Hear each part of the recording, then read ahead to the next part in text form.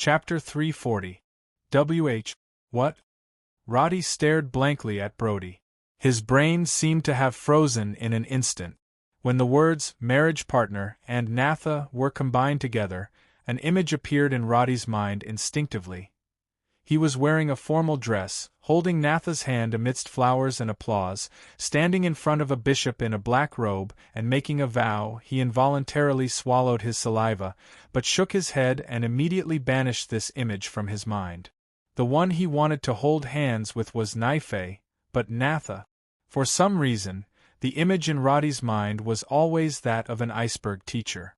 She coldly assigned tasks, expressionlessly gave him pointers on archery, and her impatient and cold tone. These images had been deeply imprinted in Roddy's mind. Marrying this Natha was really too scary. However, it was also a fact that he had kissed her in order to save her in the battle 5 days ago.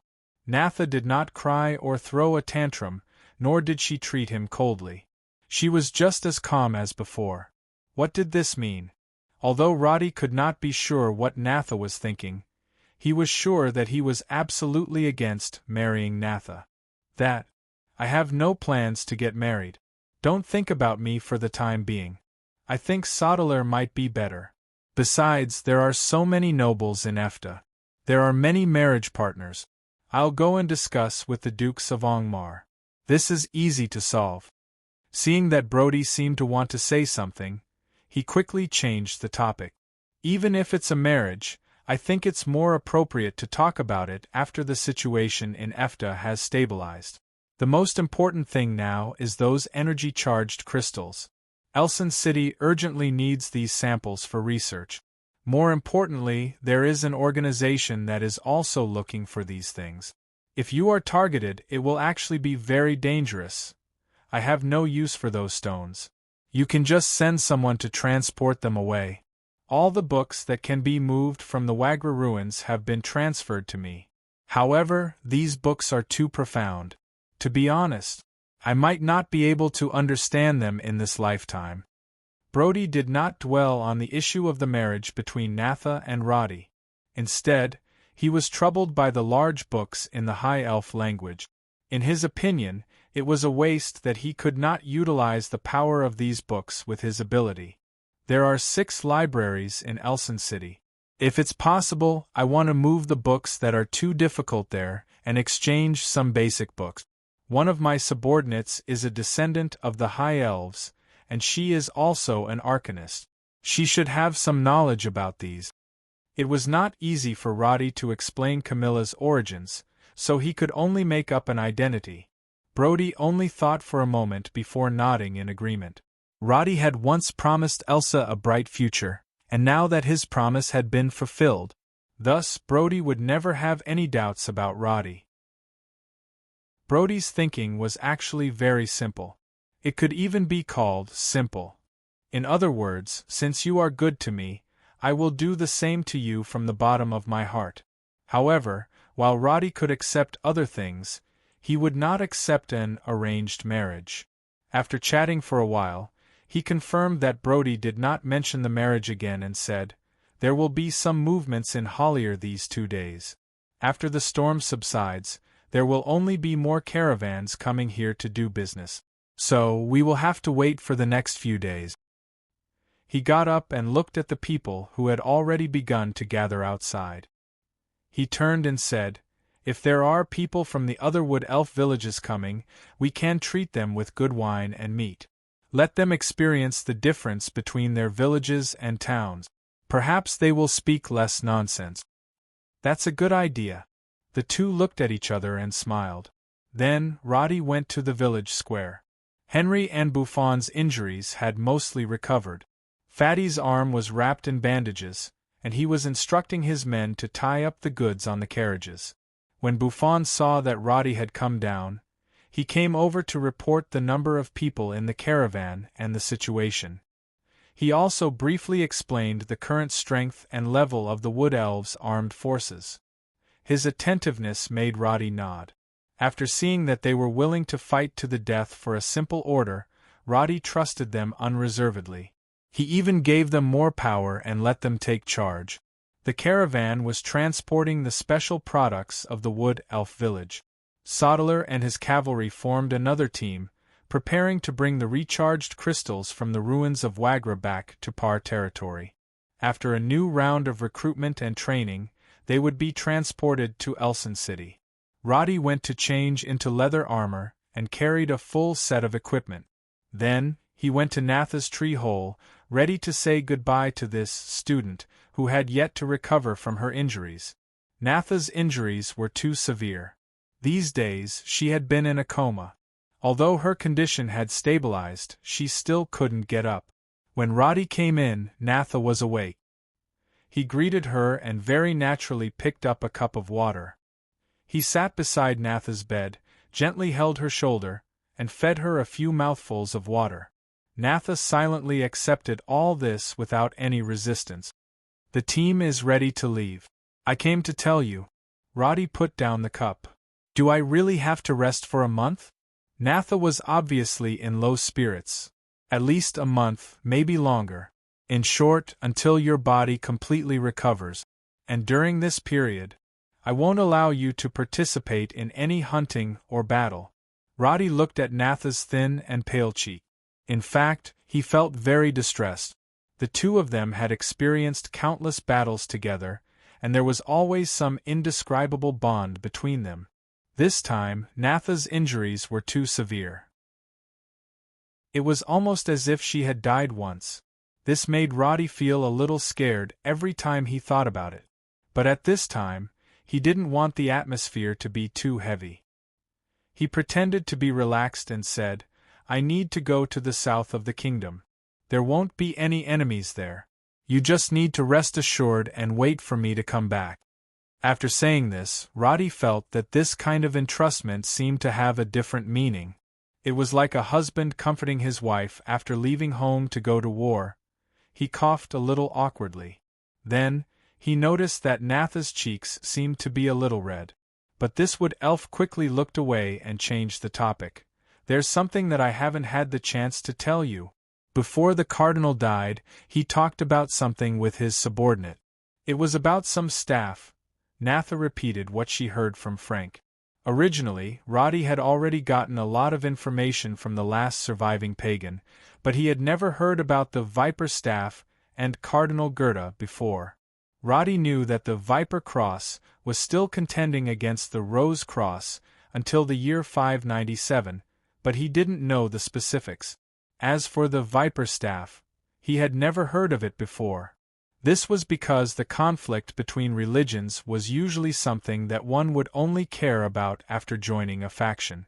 Roddy had always been focused on fighting against foreign enemies, like the orcs and the undead, so he didn't remember much about it. In any case, this kind of thing had little to do with him. It was something that Rubens should worry about. When he had the time, he could just give him a reminder in exchange for a favor. I understand. This information is very useful. Roddy nodded. Then, he heard the sound of the troops outside and knew that it was time for him to leave. I'll take my leave first. Facing Natha, Roddy didn't want to say too many polite words. Okay. Natha nodded lightly. Roddy knew that she wouldn't say much, so he turned around and prepared to leave. But when he climbed to the tree hole and was about to jump down, he heard an almost imperceptible warning. Teacher, come back early. Roddy's movements paused for a moment, but he didn't turn around and jump down the tree hole. The long-prepared troops immediately left Aisha village and began to head for their respective destinations. Sodeler returned to Par territory with the cavalry and began a 3-month break. The soldiers needed a long vacation to relax and adjust their mentality. On the other hand, Henry and the others brought new goods to Gigtown for a new round of sales. The market in Hollier City wasn't open every day, so they had already set up their business headquarters in Gigtown and began to deal with the Alchemist Guild, Mage Guild, and Mercenary Guild.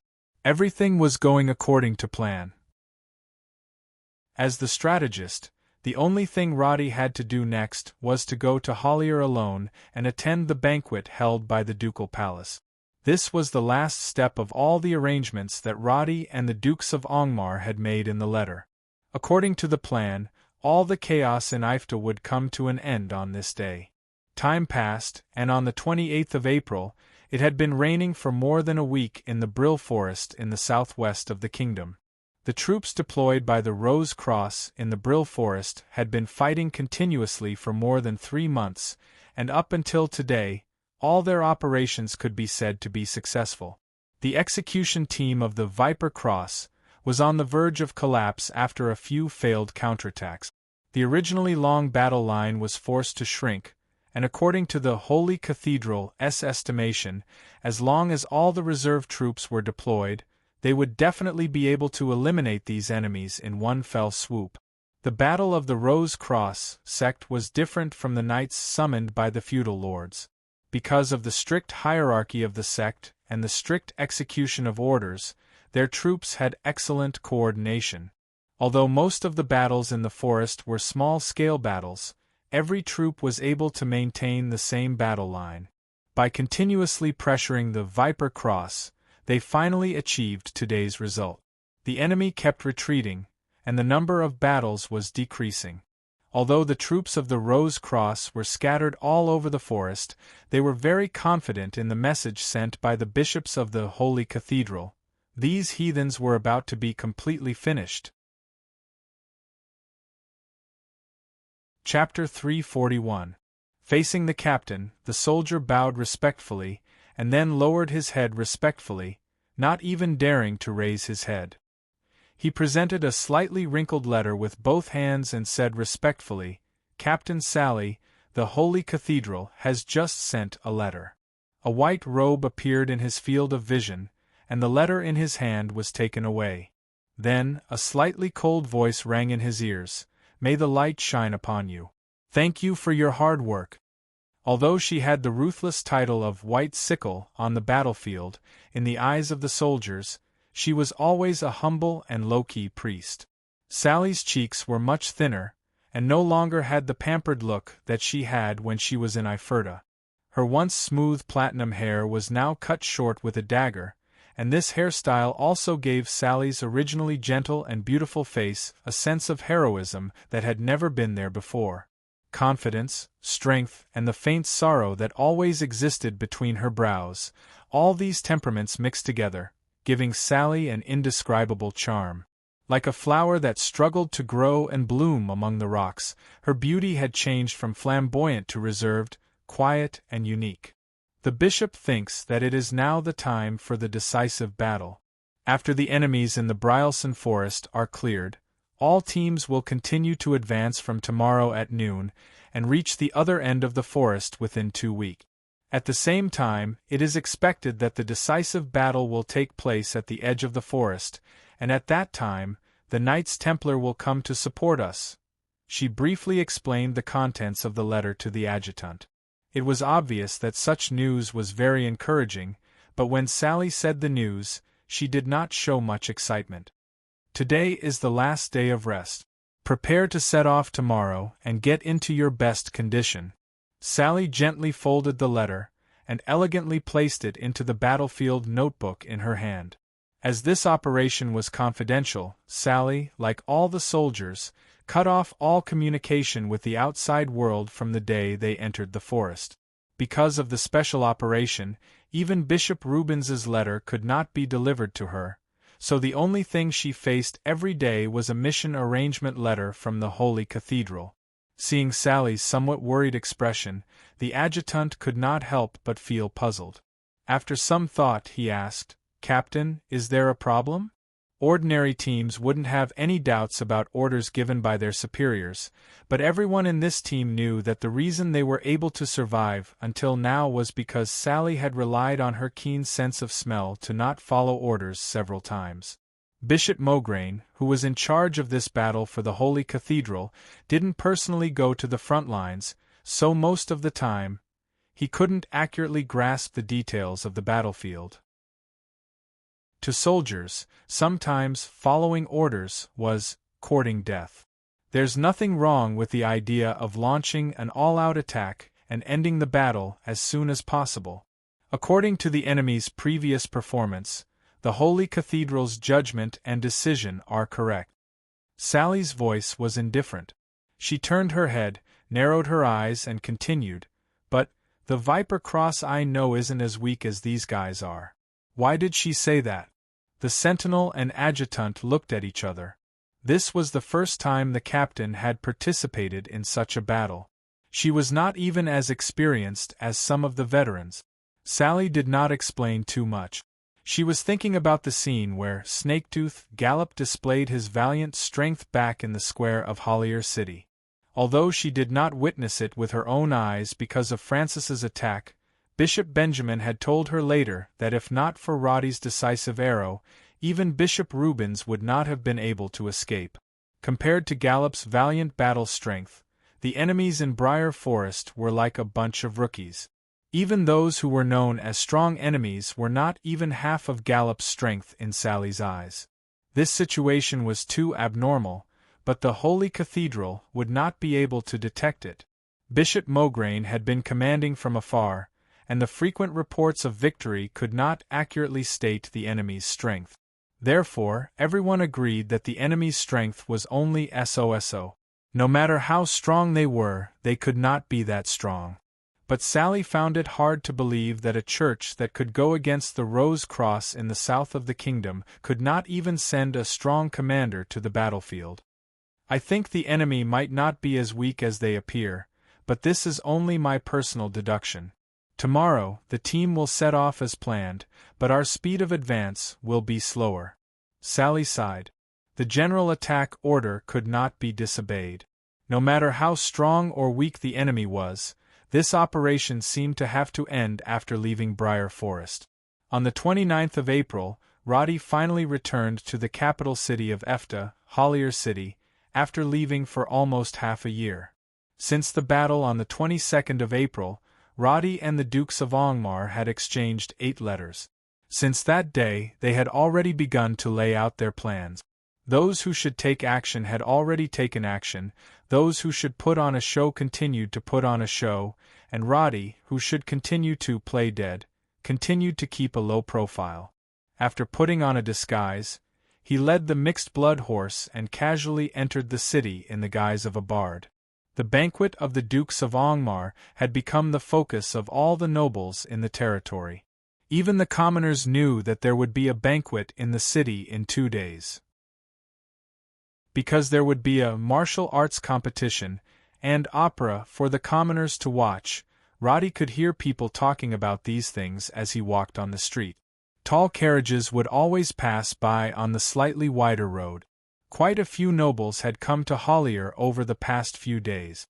Clearly, they were all here for the banquet that was about to begin. As for Roddy, he glanced at the well-guarded noble district from afar. He did not choose to look for Angmar. Instead, he pulled up his hood and walked towards the Cambay district. It was not the time for Roddy to show himself yet. If he went to the ducal palace, he would easily attract the attention of those who were watching him. So, Roddy chose to wait for a while in the most inconspicuous slum district. He wanted to find out if there was a need to make further adjustments to the plan. When he passed by the monastery, Roddy could see many familiar and unfamiliar faces. However, the figure who had gone to the Holy Cathedral was no longer there. The towering church reminded Roddy of the memories he had with Sally. The first time he escorted her back to Hollier City, blocking the assassins in front of the monastery, dealing with Francis after the attack on the square, and finding out the undead spy during the lunch with Rubens. Sally's happy, sad, and sorrowful expressions had long been imprinted in Roddy's mind. Now, looking at these familiar buildings, Roddy had a feeling that things were still the same, but the people had changed. He felt that he was no longer looking at things too rationally. This was a feeling that he had never felt before in the game. Everyone was changing. Everyone would become someone that he had never thought of or even hated. The continuous battles and countless choices had made Roddy feel strange and inconceivable to the thoughts that occasionally popped up in his mind. However, when he saw the Pig's Head bar and the owner hook behind the bar counter, he could not help but smile. In comparison, it was difficult to change a person who stayed in the same place for his entire life. Raphael? Ho ho, buddy, how rare. Did you come back from the northern part of the kingdom? The moment he walked into the bar, Hook recognized Roddy. Of course, it was not because he was too handsome, but because when Roddy was telling stories here, the bar's revenue increased by 3 to 4 times. It was not easy to walk around, but I came back safely. I missed the taste of the ale here, so I came here. Roddy sat in front of the bar counter, took out a few copper coins and casually chatted about the recent topics in Hollier City.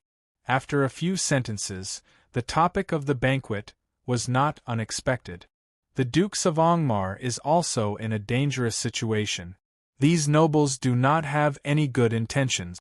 I heard that some of them even brought their guards. If they were not guilty, why would they bring their guards to Hollier City? Roddy sipped his ale and smiled as he listened to Hook's rambling. It felt like the time when he took a taxi in the capital and listened to the driver talking about politics. I heard from the mercenaries that Wellington and Knight Titus have been suppressing the bandits. Bah! Suppressing what bandits? Who doesn't know that these bandits are the tricks of the nobles? If Captain Roddy was here, how could they have the chance to act so wildly here? Cough, Captain Roddy? Roddy choked on a mouthful of ale and repeated the words in surprise. You don't know Captain Roddy? That's right, when he became famous, you were still traveling in the north. Hook immediately began to talk about Captain Roddy's battle with the heretics and bloody battle with the undead ranger. Obviously, these were the deeds of Roddy that were publicized. Magda, who is that person? I heard that he was the most capable subordinate of the undead king, but he still lost to Captain Roddy's arrows. I heard that the two of them shot 20 arrows at each other before the victor was decided. That battle. His strength is much stronger than Wellington Titus. With him around, those nobles would not dare to say anything. The holy edict that His Holiness personally gave them is enough to make them suffer. Roddy did not know how to face Hook and could only drink in silence. This was the first time he heard this city's commoners evaluating him. He felt strange in his heart.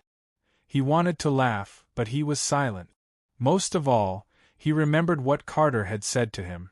Soldiers yearned to be recognized by the people. Roddy did not understand this mentality before, but after experiencing it personally, he completely understood what this desire meant. But this feeling was fleeting, because Hook quickly said with a face full of regret, "Sigh, such a young man who could become a pillar of support ultimately died at such a young age, what a pity." Chapter 342. I'm sorry. Roddy looked at the bar that had been wet by his spray. He picked up a rag apologetically and wiped it dry. Fortunately, he did not spray at Hook. Otherwise, it would have been very embarrassing. Raphael, are you not interested in Captain Roddy? Hook was very observant. He felt that Raphael did not seem to be very interested in Roddy, so he asked casually. The bars in the slums were not particular about cleanliness. Roddy hastily wiped his face twice and felt that there were no traces left. He then sat back in his seat and thought for a moment before replying, "Actually, I am somewhat interested. I want to tell a story based on these deeds. What do you think about combining them with the stories I told about the orcs in the past? What do you think about a series of biographies? A perfect match. If you're willing to tell it here, I'm afraid the Pig's Head bar will be full of people." Hook was captivated by Roddy's thoughts and soon forgot about Roddy's strange reaction. His mind was filled with the scene of a bar full of silver coins.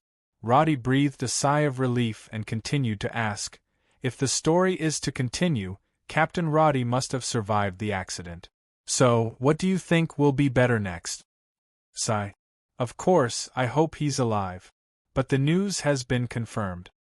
He encountered an avalanche at Mount Kars and was buried with Baron Sodeler.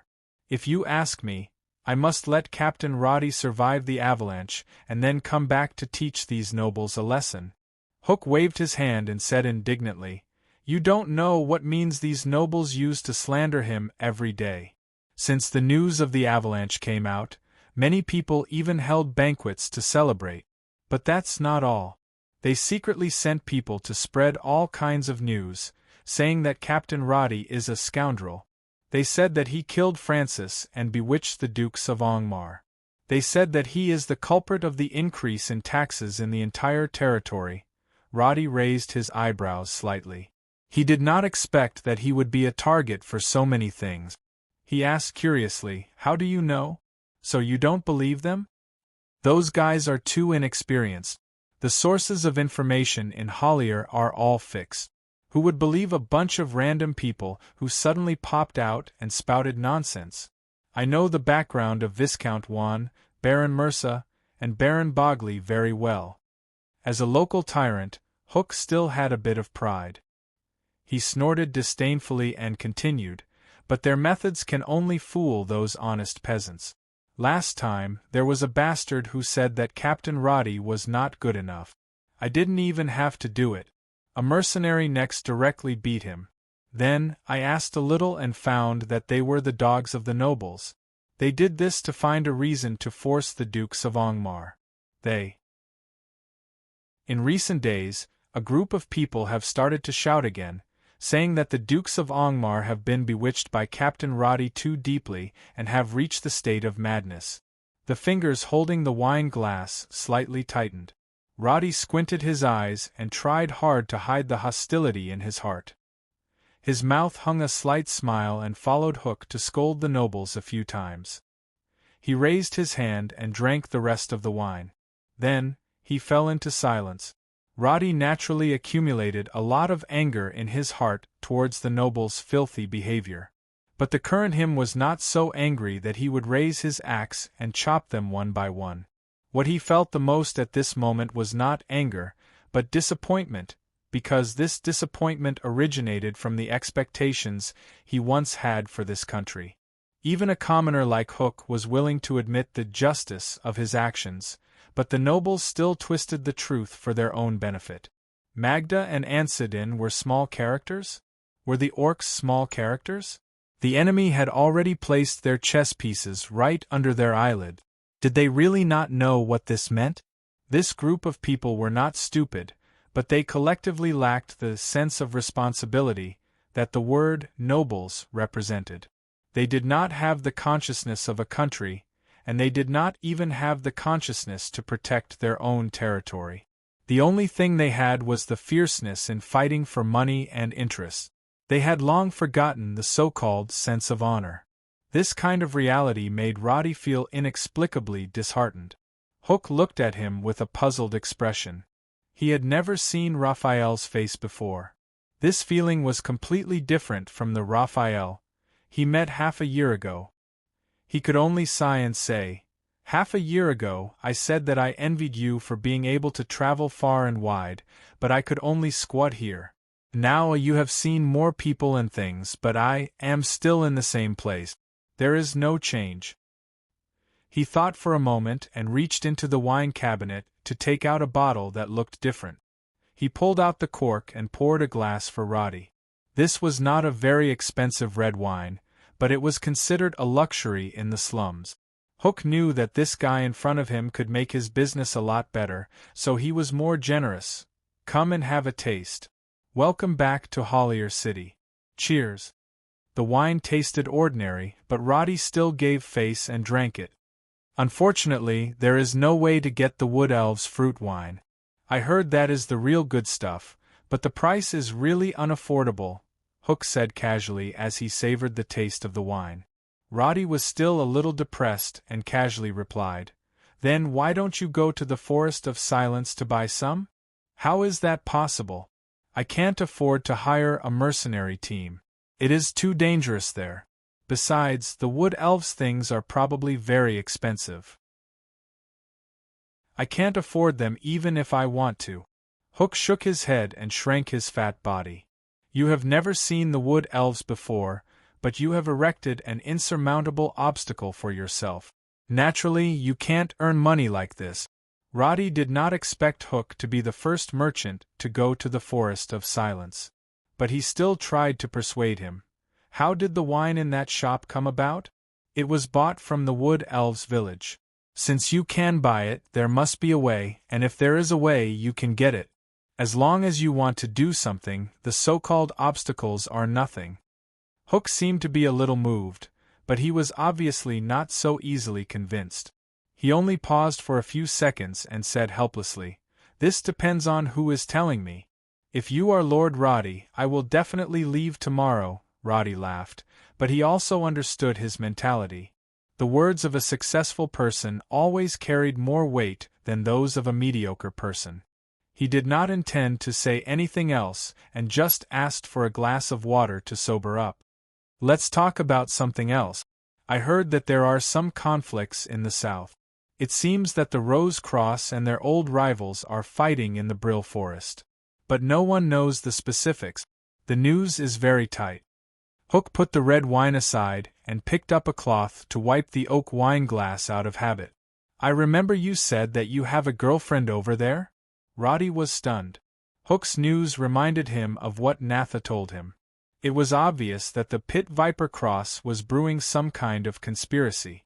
He did not know where it was at first, but now he could basically confirm that it was in the Brill Forest. Indeed, it is in the north of the Brill Forest. His first thought was of Naife, followed by Sally. But he quickly suppressed these worries. Naife's Mogra village was 20 kilometers north of the Brill Forest. Speaking of which, if it was a battle in the forest, it would not affect a village like this. And Sally was not in any danger.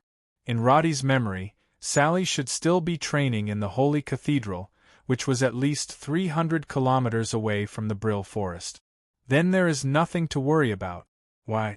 Are you going to stay in Hollier for a while?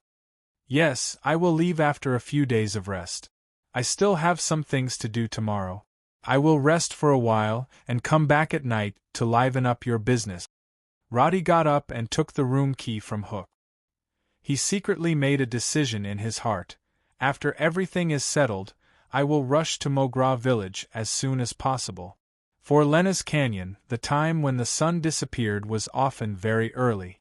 The dangerous terrain of the crisscrossed ravines meant that the canyon would never receive sufficient sunlight. After years of accumulation, the depths of the canyon would always be surrounded by a cold and damp wind. And in the encampment of the Pit Viper Cross, more than 30 pieces of magic crystal on the black altar were much dimmer than they were a few days ago. This meant that they had consumed more than half of their energy.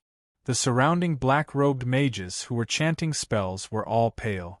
It was obvious that the cold environment and the continuous summoning had caused their bodies to deteriorate. At this point, it was as if a slight gust of wind in the valley could blow them over. But in contrast, Cardinal Gerda's face revealed a faint hint of excitement. This was because after the summoning on the 29th of April, there was already a breakthrough in the summoning. A thumb-sized crack appeared on the barrier of the Pit Viper's Kiss. Based on this progress, the sealing barrier of the Pit Viper's Kiss would be completely broken in less than a week. Gerda looked at the deep weathered rock layers around him with satisfaction.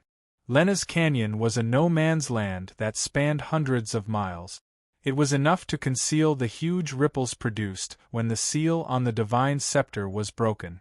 And as long as its appearance was not detected by the Rose Cross, then in the next few years, the Pit Viper Cross would definitely be able to easily contend against it and gain the advantage. Soon, this old man stood quietly in front of the altar for a long time. Only when the subordinate who reported the news came behind him did he slowly turn his head back, the gleam in his eyes dimming. "Lord Gerda, the deployment in Brielson Forest is basically complete. The cultists have already started to advance according to the predetermined route. Then act according to the plan. If we move fast enough, we can bring the Pit Viper's Kiss to participate in the final battle." As a cardinal, Gerda's position in the church was already considered as the core decision-maker. The current pope, Daize, was already old and would only abdicate in a few years. This time, Gerda was given the task of summoning the divine scepter and fighting against the Rose Cross. This was enough to show how much the Pope valued him. If there were no accidents, when he removed the seal on the pit viper's kiss and held it in his hands, the position of the next pope could be said to be set in stone. This was also the reason why he was excited, because it would not be long before the religious structure in the kingdom would undergo earth-shattering changes. Chapter 343. The 30th of April. The atmosphere in Hollier changed slightly because of the banquet that was about to be held at the ducal palace.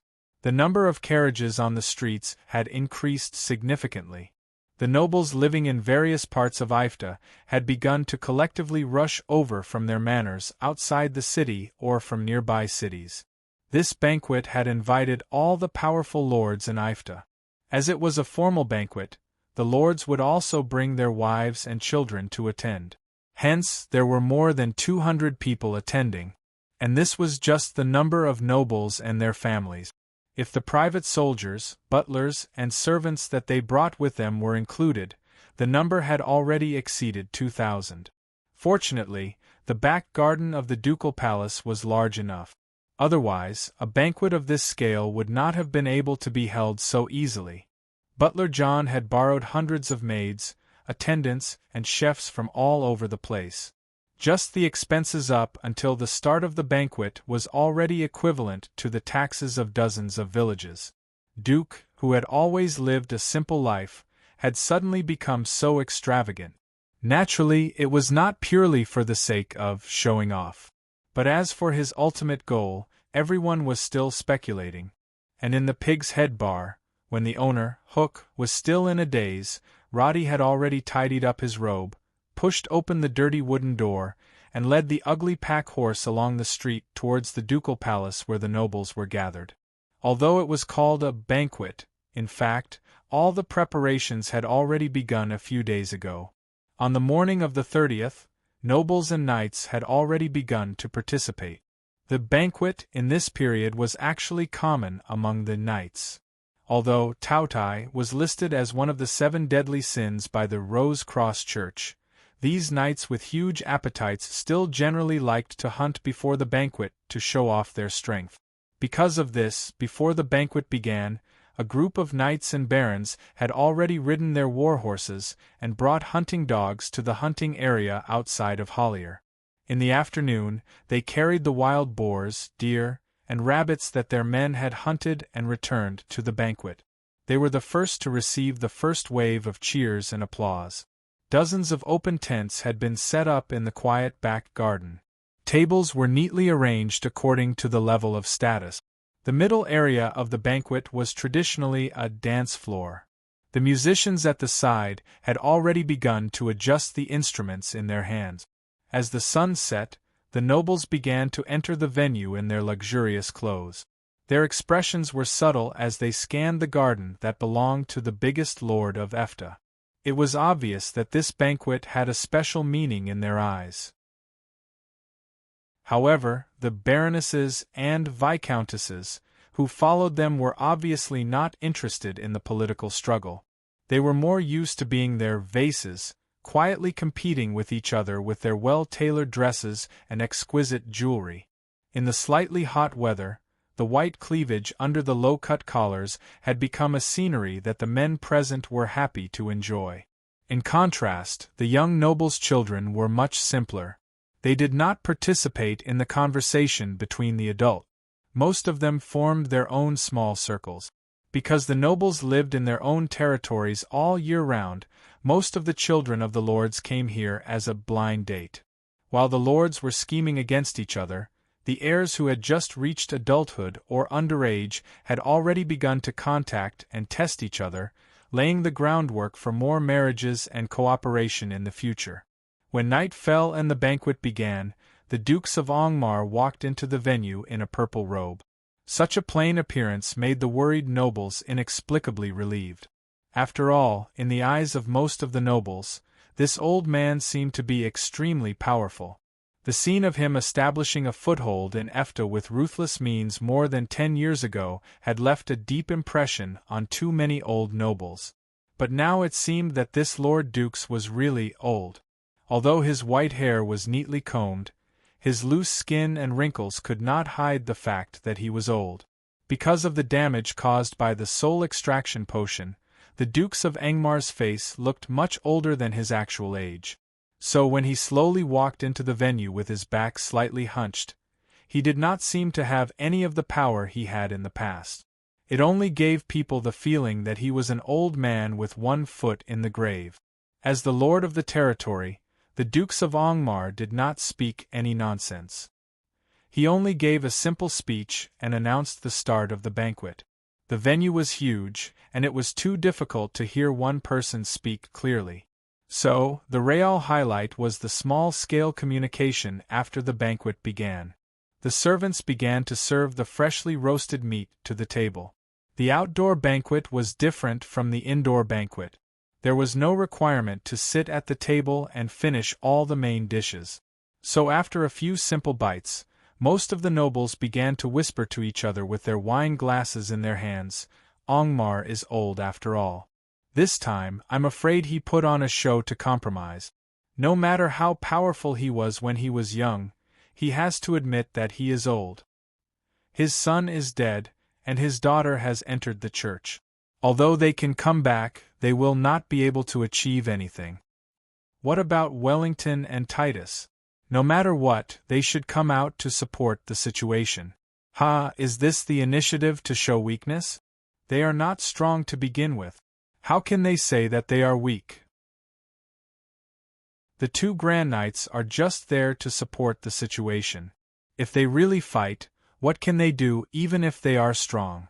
By the way, why didn't Viscount Juan come? Maybe this is also a kind of attitude. We don't need to guess what he is thinking now. The voices of the lords were not loud, but if one listened carefully, most of them were not optimistic about Angmar. Some of them even showed hostility. But at this time, the Dukes of Angmar did not seem to hear it at all. He was whispering and talking with a few lords with a smile. From his face, there was no extra emotion at all. The other nobles knew that the few barons who were talking with Angmar were the only people in Iferta who were willing to support him. But such a ratio was really too pitiful. It was no wonder that the lords who were used to changing the direction of the wind stood on the opposite side of Angmar. The Lucifron family had lost its power and was now powerless to turn the situation around. Instead of letting those resources be in the hands of this old man, it was better to directly snatch it from his hands and manage it well from their point of view. No matter how squandered the resources, it was still better than the militaristic support of the border. The banquet slowly went on with the accompaniment of the band. At the edge of the venue that was made up of dozens of tents, Roddy had already changed into a dark green suit. He stood silently in the shadows, silently scanning this group of people who made him a little disheartened. Except for a few nobles in Hollier City who had seen Roddy before, almost no one in the whole of Iferta could confirm his true identity through his appearance. So when the slightly unsociable Roddy stood here, he looked more like a poor man who had no social relations and was excluded from the mainstream circle.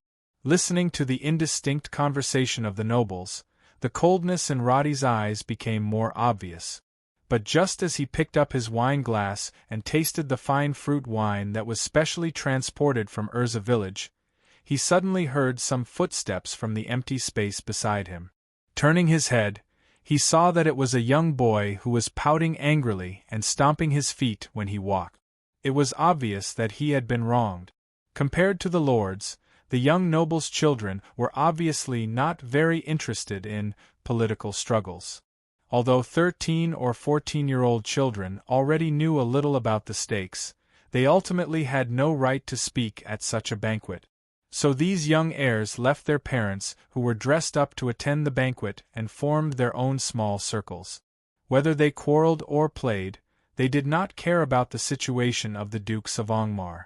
Quentin was 14 this year.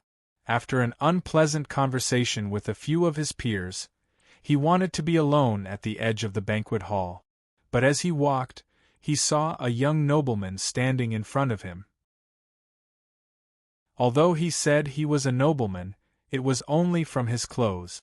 After all, other than the waiters, only nobles would attend this banquet. Quentin naturally thought that he was the eldest son of a certain lord. Because Roddy looked too young, he was at most 20 years old.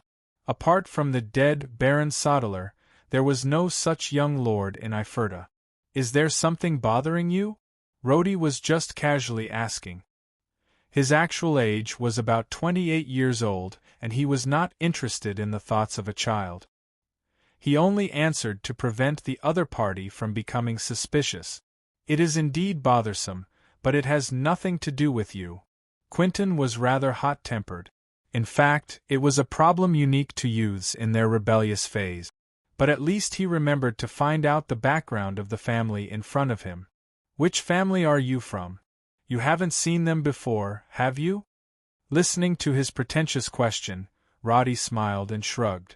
"The Medici family, from the south of the kingdom. I just happened to be here." "Medici? Never heard of them." Quentin shook his head. Although he wanted to pretend to be cool, he could not resist the urge to complain. He said, "My name is Quentin, from the Vlar family." "Forget it, there's no point in talking about this. You must know about the Lucifron family, right? That Duke has been bullied by them to the point where he can't even lift his head. Even when he brought me along, he would be laughed at by those guys." The first part of the sentence was understandable, but the latter part surprised Roddy. "Why would they laugh at you? Are you related to the Dukes of Angmar?" "Of course I'm related." Quentin reached out to tidy up his slightly messy wheat-colored hair. He said angrily, "My father is the only lord who is willing to support Lord Duke. But now that Duke's power has declined, those guys have been sneering at me since the beginning of the meal. Basta, that stupid pig, even said that when my family falls, I can scrub his toilet. What a **** hole." Quentin uttered some inarticulate slang word, evidently rude in its meaning. "I argued with them, but there were too many of them. I couldn't win. What a bunch of bastards," Quentin said as he kicked the wooden flower basket. Then he remembered that he did not know Roddy's stance. He looked up and asked, "Don't tell me you're also working with those guys to oppress Duke?" "I have no reason to do so." Roddy looked at the boy in front of him, who still had a childish face. The anger that gathered in his heart dissipated a lot. The existence of people like Quentin's father meant that the meaning of the word nobility was not completely rotten yet. Chapter 344. Quentin did not doubt Roddy's words, but was interested in his identity. He asked, "Then what are you doing here? Are you here to help Lord Duke?" Roddy looked at Angmar, who was chatting away in the crowd, and did not answer Quentin's question directly. Instead, he asked, "Let me ask you a question. If you continue to support Duke, your family may be the next to be besieged. You may lose everything, even your life. Under such a threat, aren't you afraid?" "Afraid? I'm not afraid." Quentin shook his head in disdain, but he did not hide the worry in his eyes. It was obvious that he was just saying those words to save face. But after shaking his head, Quentin continued, "My father said that to see if a family name can survive, it depends on their attitude towards their people. Those guys think that Duke stationing troops at the border is meaningless, but when the orcs and the revenants came, who stopped them?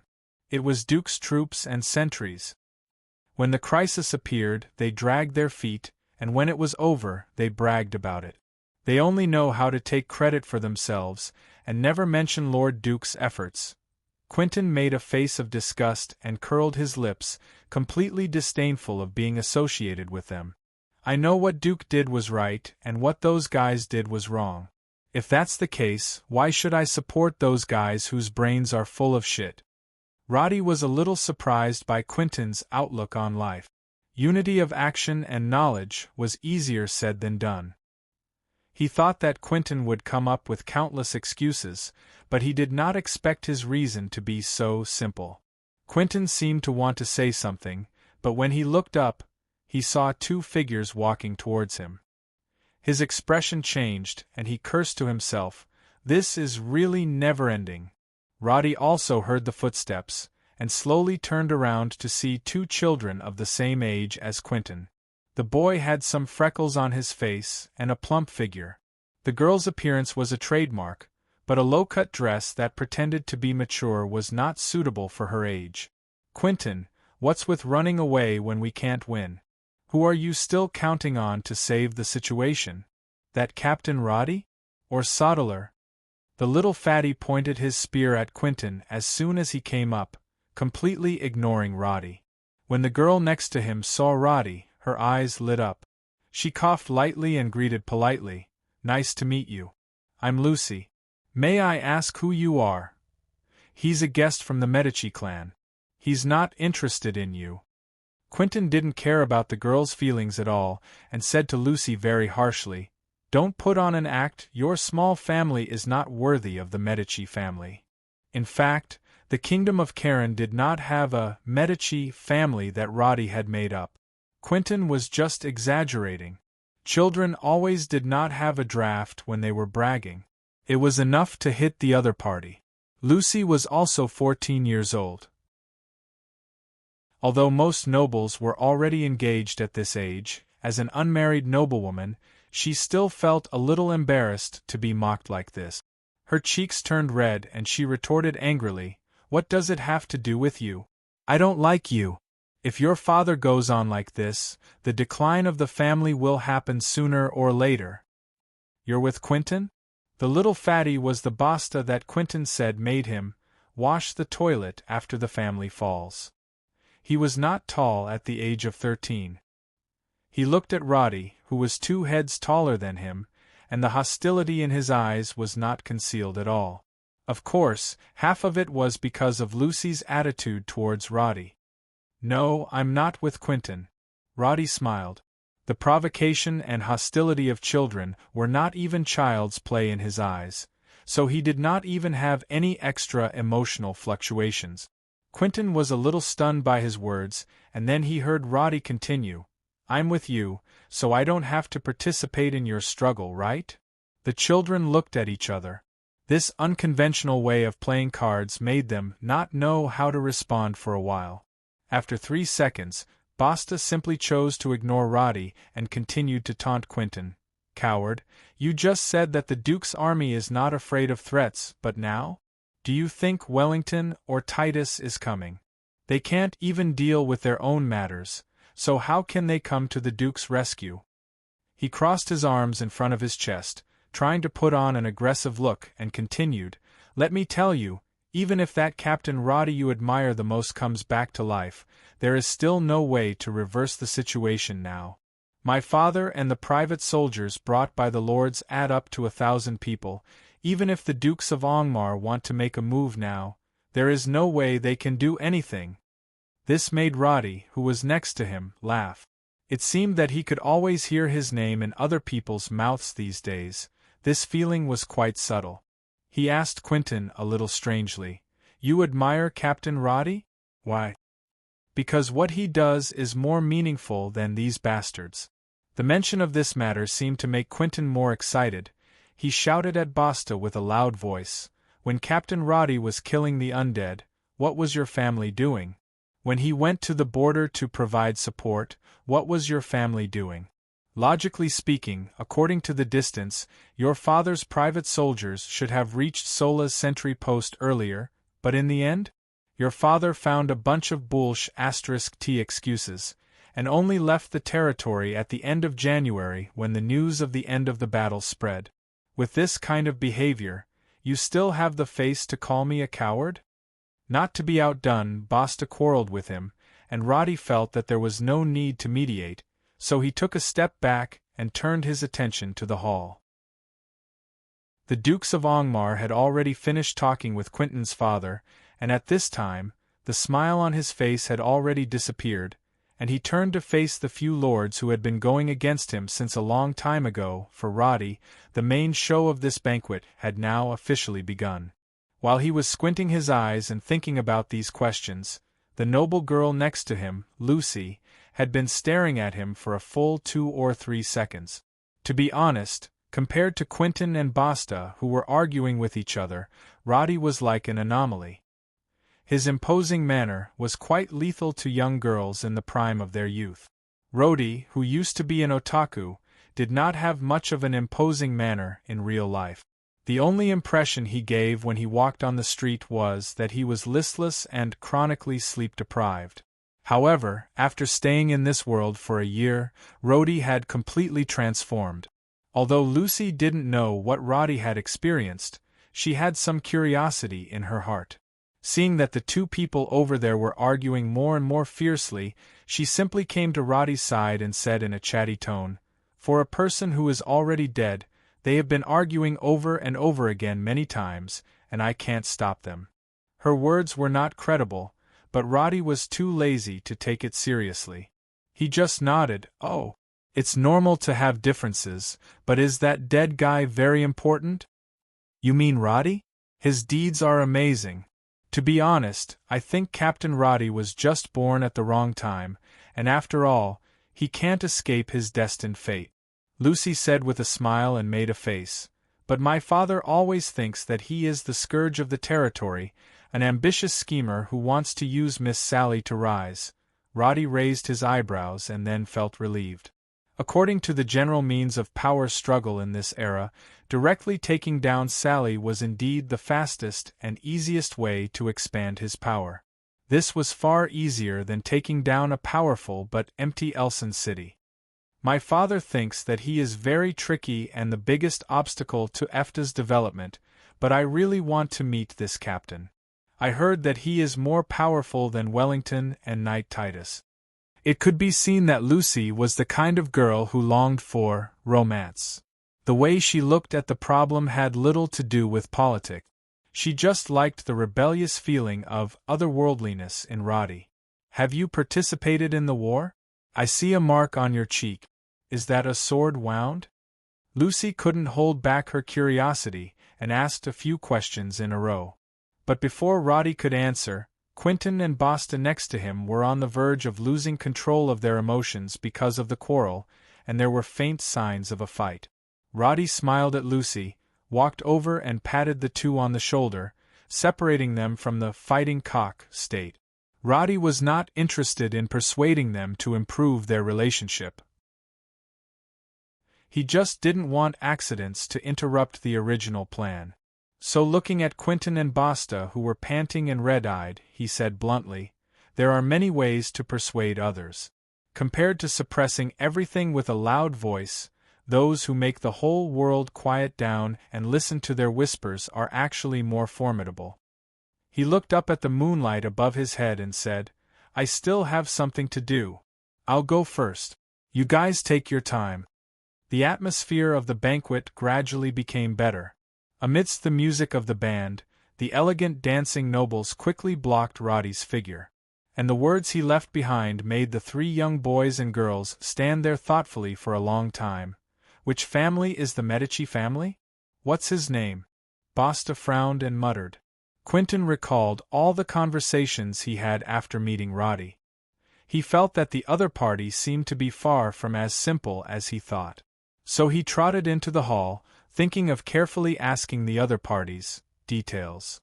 Lucy and Basta wanted to follow Quentin's footsteps, but at this moment, the hall suddenly became strangely quiet.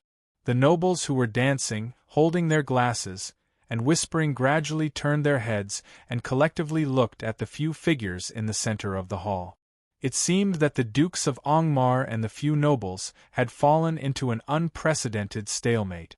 And while they were guessing whether this was a showdown between the two parties, no one noticed the figure of Roddy strolling into the center of the hall. Chapter 345. For the nobles of Ifta, the ultimate purpose of this banquet was obviously to resolve the conflict between them and Angmar. In fact, for any territory of a duke, there would always be internal conflicts. But for the other duke of the kingdom, it was difficult for the nobles under their rule to unite and rebel. But the situation in Ifta was a little special. Angmar had almost lost his sense of self for 5 consecutive years, and Francis was just a mediocre person. There was almost no improvement in the construction of the territory. Instead, because of his small actions, he lost more. So much so that most of the lords in the territory gradually lost confidence in the Lucifron family. And after Francis died, Angmar, who had regained power, ignored the fact that the territory's finances were weak and forcefully launched a war preparation order. This was almost the last straw that broke their confidence, causing most of the nobles to stand on the opposite side of Duke. The reason was very simple. Duke's actions caused the entire Ifta's finances to be in crisis, and the troops that were sent everywhere also made most of the nobles feel a sense of crisis. So they only had one choice left: to unite and force Angmar to stop these actions that they saw as crossing the line. So, you can ignore the enemies at the border and join forces to force me to compromise? Angmar's old face did not show much expression. He held a black cane and stood straight in front of the 3 lords, Mursa, Bogli, and Gruel. Other than Viscount Juan, these 3 were the biggest nobles who clearly opposed Angmar. And just now, they finally had a real confrontation with Angmar. This is not coercion. We just want you to see the situation clearly. Angmar, you're already old. Look at the decisions you've made. Do you want to watch Ifta disintegrate? The matters at the border only need the local lords to solve. Didn't we solve the things that happened at the beginning of the year? These words said at the banquet were basically equivalent to directly slapping Angmar in the face. Perhaps in the eyes of outsiders, what they said was right. Something happened at the border, and these nobles went to the border under Duke's summon for support. Then the problem was solved, and everyone was happy. But in reality, only Angmar and Roddy's troops could solve the problem and face the enemy. From the beginning to the end, this group of nobles had only led their farmers and soldiers on a show. They hadn't done anything at all, yet they were bragging to the outside world that all the credit was theirs. The Dukes of Angmar originally wanted to say something, but after scanning the surroundings, he smiled helplessly. He knew that his decision would be met with great resistance, but he didn't expect that it would turn into such a storm. The truth was right in front of their eyes. The Orc-Wolf riders had repeatedly invaded, and the undead Magda, Ansadin, and Belorm were not easy to deal with. If it wasn't for Roddy, half of these nobles would have suffered unimaginable losses. But Roddy had done too well. Because he had dealt with the enemy time and time again, he had blocked the crisis time and time again. These nobles didn't even realize what kind of enemy they were facing, and only thought that everything was just a small fight. And because of that, Roddy's efforts didn't get him the nobles' respect, but their selective neglect and ingratitude. Angmar sighed in his heart.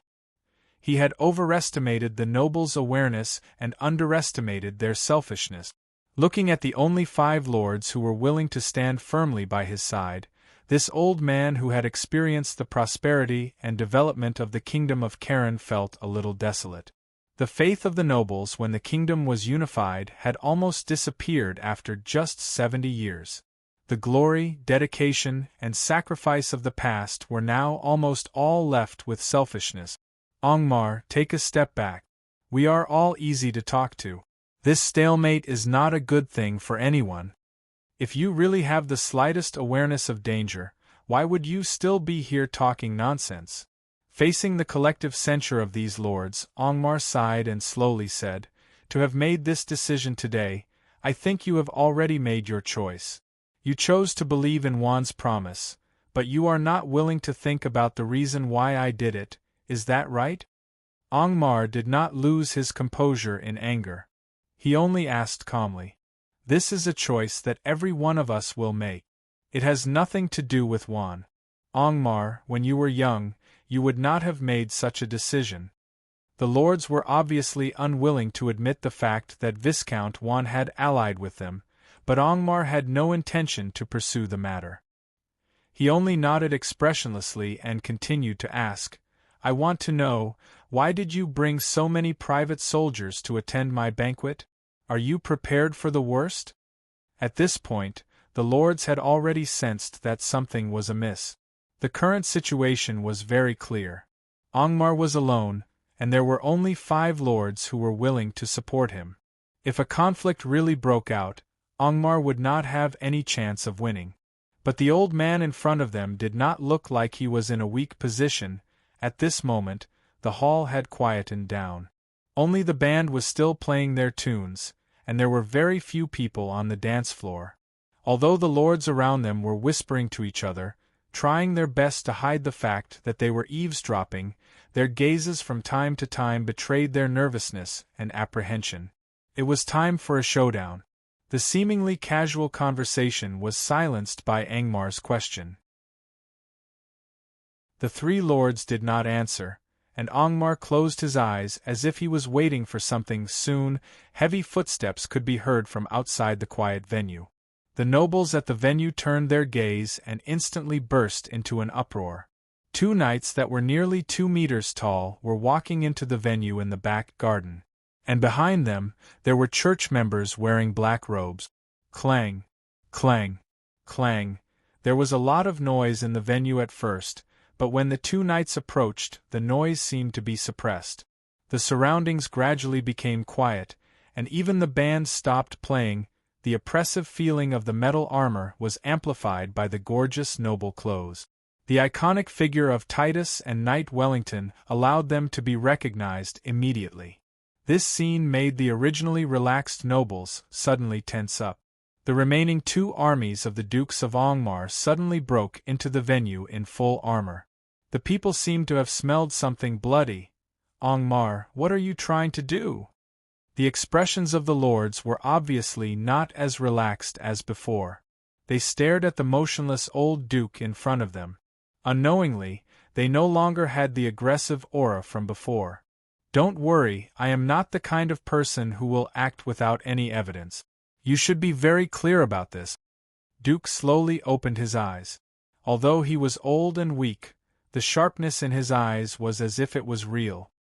His words obviously had a hidden meaning, causing the 3 lords' expressions to turn cold at the same time. Perhaps the young people did not know, but they knew that the Angmar of the past was definitely not the one who would let others bully him without fighting back. 14 years ago, when the nobles in the southwest of the territory collectively rebelled, what did Angmar do?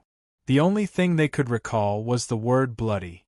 It was because of the trace of fear that remained in their hearts that they chose to force instead of using swords and knives. Duke's decline and his old appearance had made too many people forget his former sharpness. But at this time, with just a simple sentence, the chill in it made the few lords' eyes twitch a little. The 2 knights Wellington and Titus did not wear heavy plate armor, nor did they carry any weapons on their waists. They just carried a box casually and came to the center of the venue. After silently saluting, they placed the wooden square box on the side of the table. I know that you have been wondering about the movements of Wellington and Titus recently, so now I can briefly tell you what they have been doing these days. Angmar did not look at the box, but stared at the 3 lords in front of him who did not look too good. He continued, the attack at the border at the beginning of the year was not only caused by the orcs, but also by the undead. These days, I have been tracking down the traitors in the territory who have colluded with the undead. You should know about what happened in Gigtown.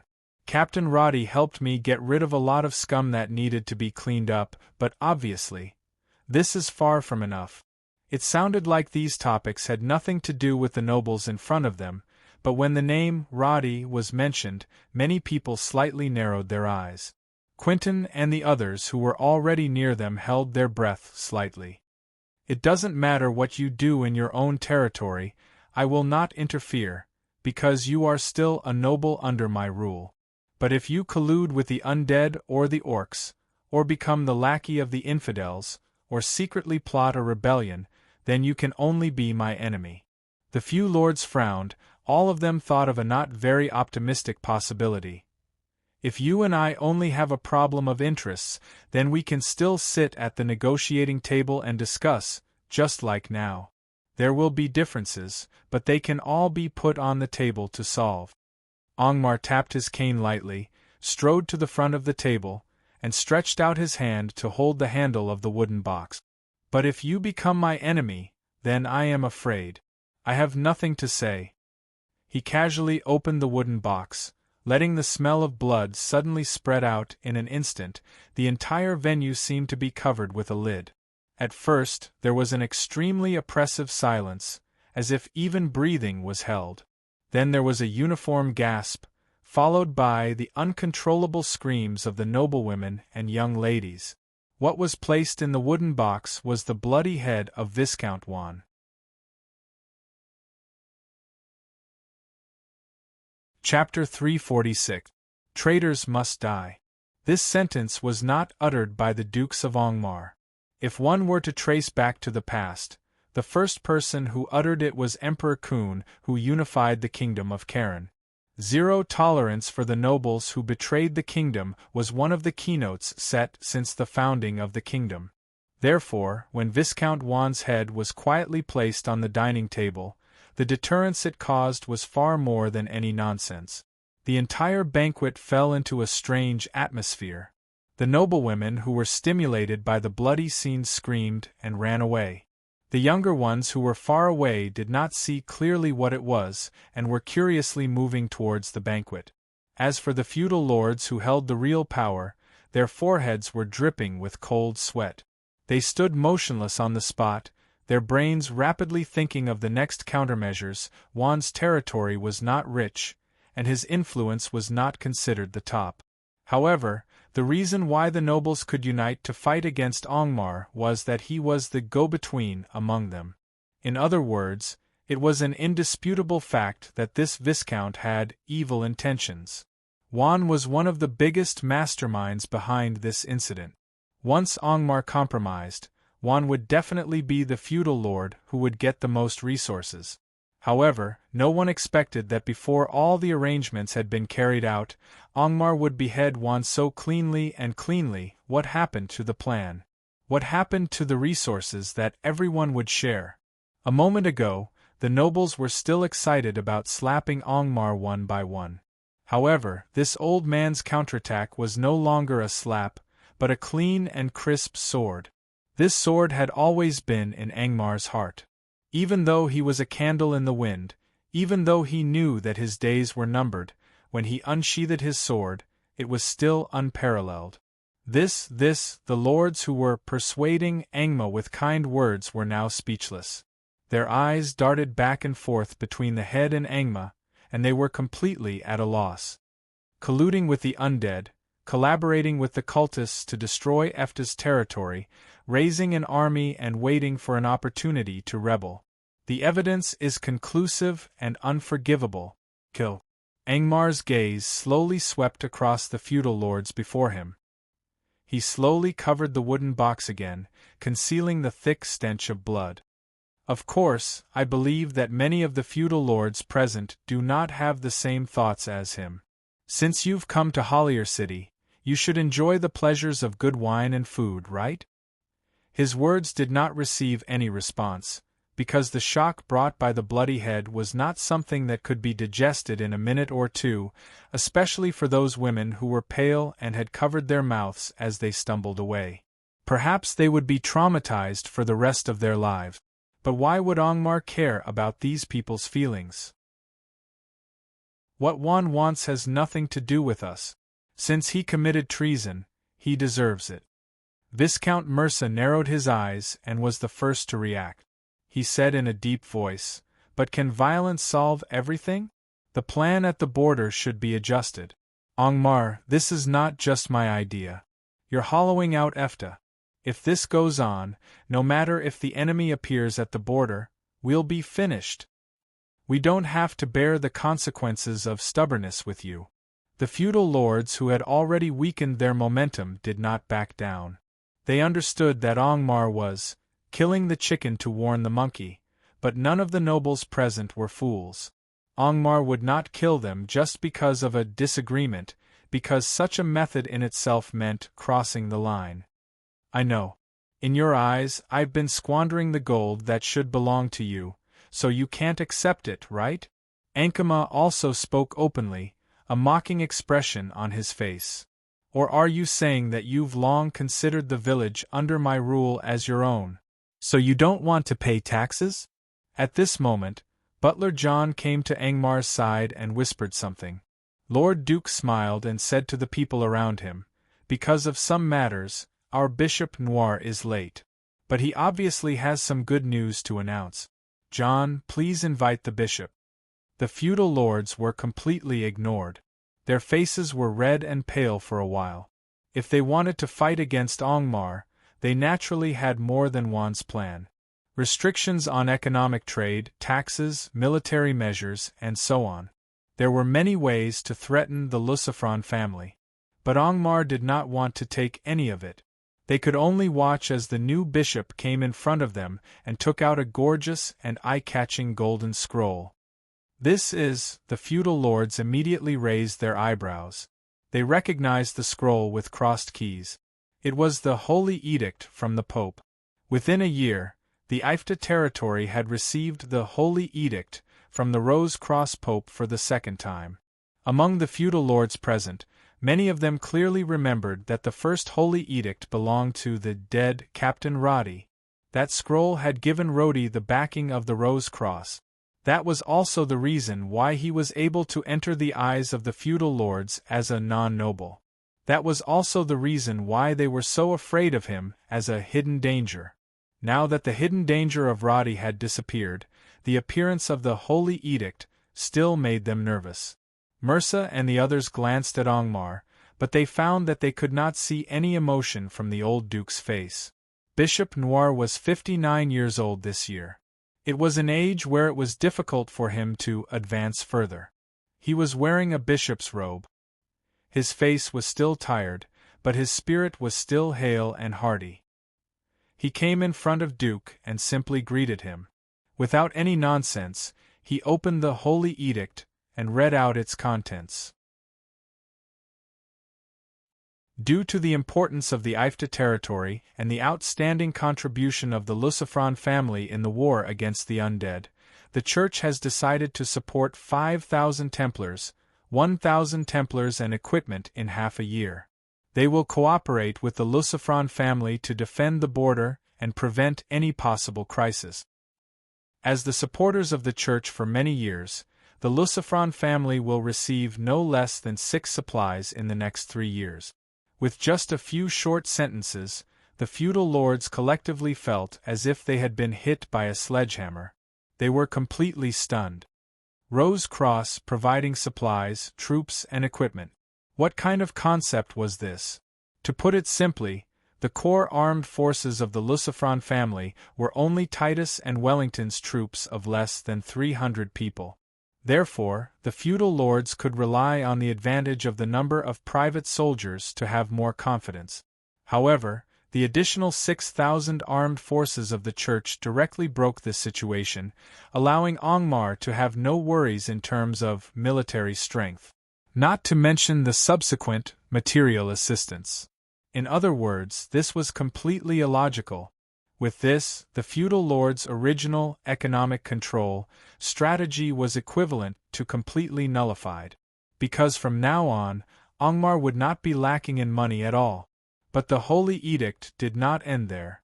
Bishop Noir's voice continued to read. At the same time, in recognition of Roddy's outstanding contribution in the war against the undead, we hereby gift him the Ring of Pardon. Compared to the previous 2 pieces of news, the following announcement surprised the feudal lords even more. Was the Church crazy? Giving something to a dead person? Could it be that this was just a symbolic reward like the Medal of Honor? But the Ring of Pardon was not something to be trifled with. The nobles who had a slight understanding of the Rose Cross knew that there were a total of 12 of these rings. They were made by Moloch, the only person in the Church who had the right to wear the golden red robe other than the Pope. Since 12 years ago, only one ring was made every year, specifically to reward members who had outstanding contributions to the Church. The nobles in the hall discussed the meaning behind this news in whispers. Quentin, who could not find Roddy, was currently not far away. When he heard the news about Roddy, he glanced at Basta provocatively. The latter did not know that his father was currently in a difficult situation. He snorted coldly at Quentin and said, "What's the use of giving a dead person a reward? It can only bring some psychological comfort to you." Quentin wanted to say something, but when he recalled what Roddy had said just now, he suddenly felt that there was no point in arguing. He simply ignored the fat man, crossed his arms, and continued to listen to Bishop Noir reading the Holy Edict. But for the other nobles, this Holy Edict meant that their plan was almost completely ruined. Apart from using force, it was difficult for them to check and balance Angmar in any other way. In other words, after Angmar received all kinds of support, a duke with a large army and sufficient funds could easily deal with the disloyal nobles in Eftra. If there was any way to solve this, it would be to use force directly during the vacuum period, when all the support had not arrived. The few feudal lords exchanged glances, but they did not reach an agreement. But before they could negotiate in a low voice, Noir, who had finished reading the Holy Edict, took out another letter and a dagger. "Governor Rubens will be promoted to a cardinal next year. In order to thank Captain Roddy for his help in Eftra, he specially gave you this magic dagger." Bishop Noir's words made almost everyone present frown. The church has money but can't spend it? Why did they give these things to a dead man? Viscount Mursa could not help but curse in a low voice. The Dukes of Angmar looked up at him, but did not say anything. His face had an indecipherable smile. What's so funny about him? It's impossible for that Roddy to come back to life. Viscount Mursa, who was depressed, turned to ask Gruel next to him. But before he could get a response, a slightly unfamiliar voice suddenly sounded behind him.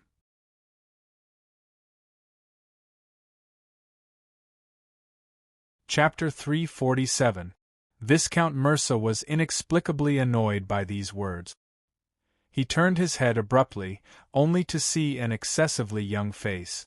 The hidden ridicule in the other's eyes made him very uncomfortable.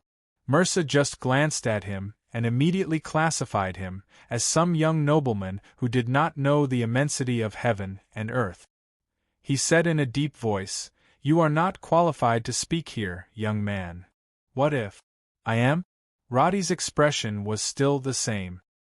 His indifferent answer made Mursa even more on the verge of exploding.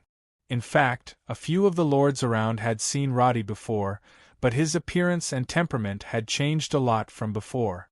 In addition, people thought that he was long dead, so they could not recognize him for a while and did not say anything. Quentin and the others who had been looking for Roddy finally confirmed his location. They wanted to go over, but because of the power of Viscount Mursa and the other lords next to him, they did not dare to approach him. What is he going to do? Quarrel with Viscount Mursa? Is he crazy? Lucy whispered worriedly. Basta, who was next to her, was unhappy and scolded in a low voice. "This guy really doesn't know what's good for him." Quentin did not say anything. He just stared at Roddy. "No matter how much you say, it's just if. Roddy will not be resurrected, and you are not qualified to stand in front of me and ask such questions." Mursa turned to look at the butler next to the Dukes of Angmar and said rudely, "How can this guy who came out of nowhere enter the venue?" He did not ask Angmar, but deliberately pressured Butler John, who was in charge of the banquet. This was a common tactic used by nobles. As a servant, John could not refute a viscount. Even if he had complaints, he could only obediently throw this ignorant young man out. Mursa was not interested in talking nonsense with a small character. He was now anxious about how to deal with Angmar, but he did not expect. Butler John shook his head expressionlessly and replied with his eyes lowered, "I'm afraid I can't do that, Viscount Mursa. He is one of the most important guests of this banquet." "What?" Mursa was stunned and then turned to look at Angmar.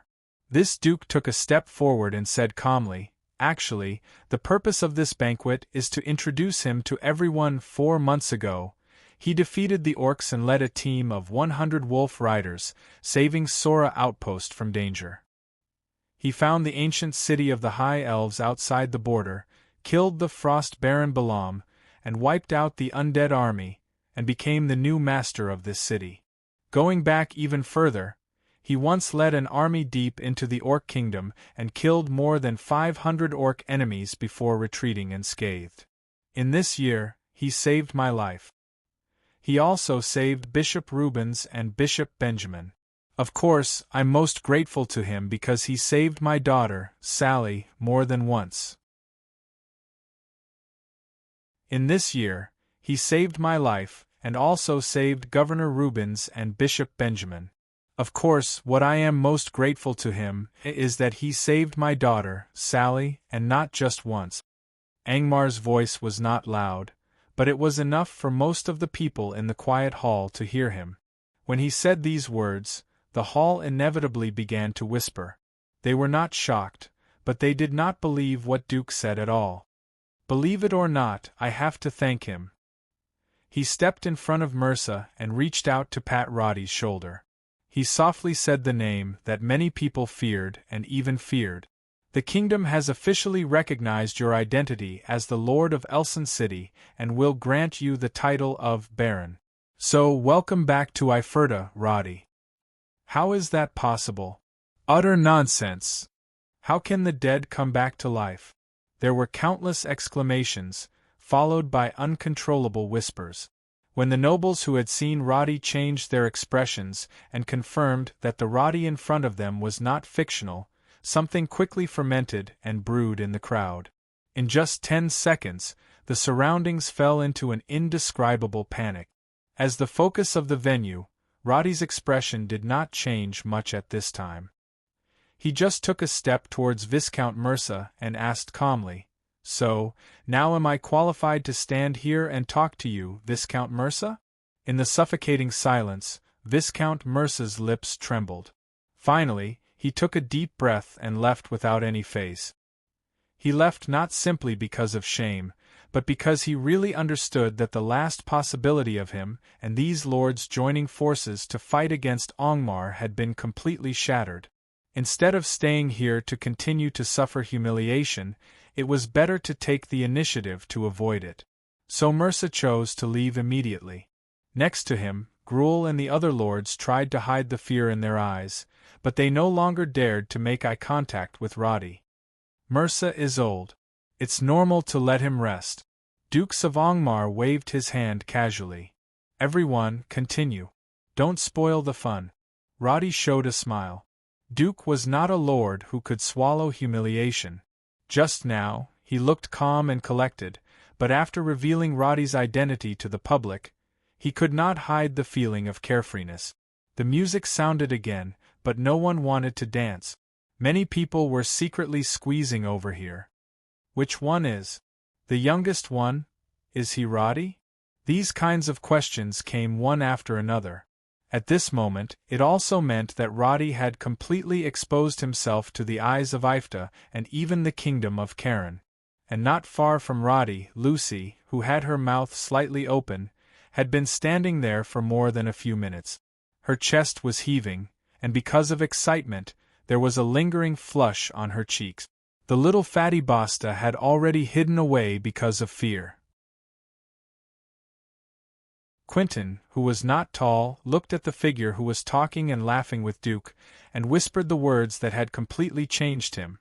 Those who make the whole world quiet down and listen to their whispers are even more formidable.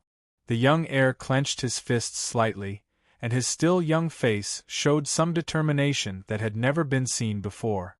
The nobles present had gradually recovered from the shock.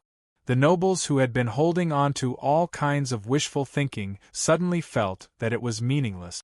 In less than 10 minutes, there were already nobles who could not bear the psychological pressure and hurriedly left with their wives and daughters.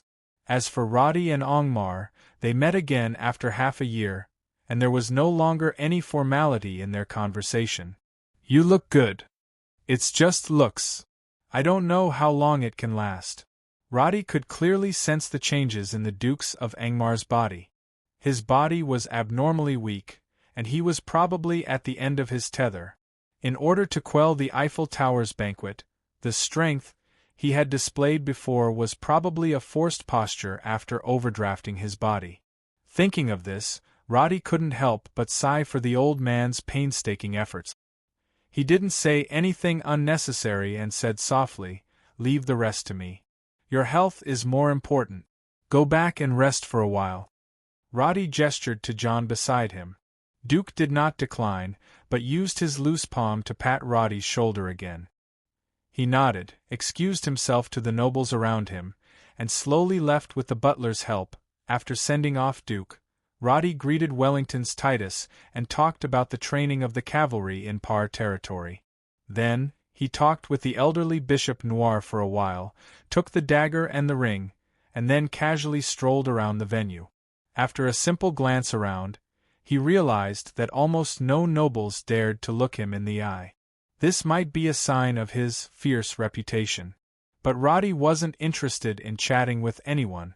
Instead, he strolled around and inspected the reward.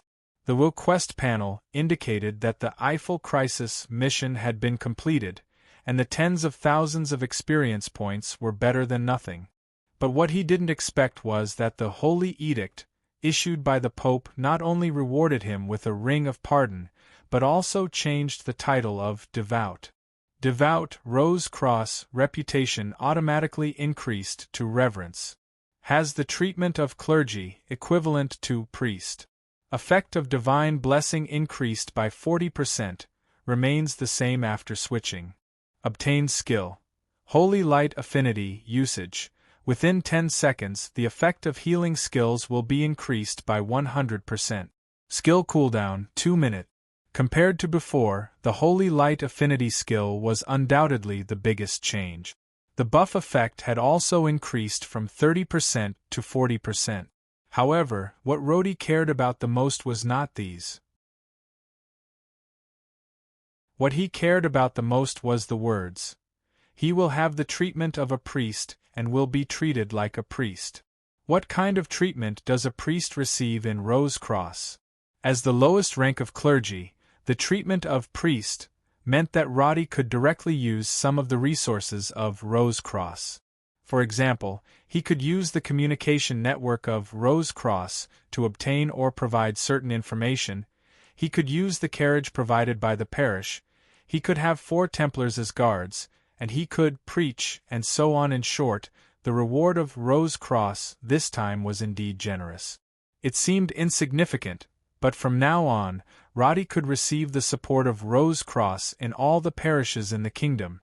This was far more useful than a few attribute. He closed Title Orchid and opened Inventory. The words, Ring of Pardon and Blade of Purification, were shining. Ring of Pardon Epic Ring Requirement. Rose Cross reputation has reached Reverence, plus 24 Strength plus 18 Agility plus 34 Intelligence usage. Obtain Pardon effect. The next directional spell used on the wearer will be ineffective, lasts for 30 seconds. Cooldown, 12 hours, created by Moloch. Roddy knew of Moloch. He had used the scroll that Moloch created, which gave him the ability to face Magda in Hollier.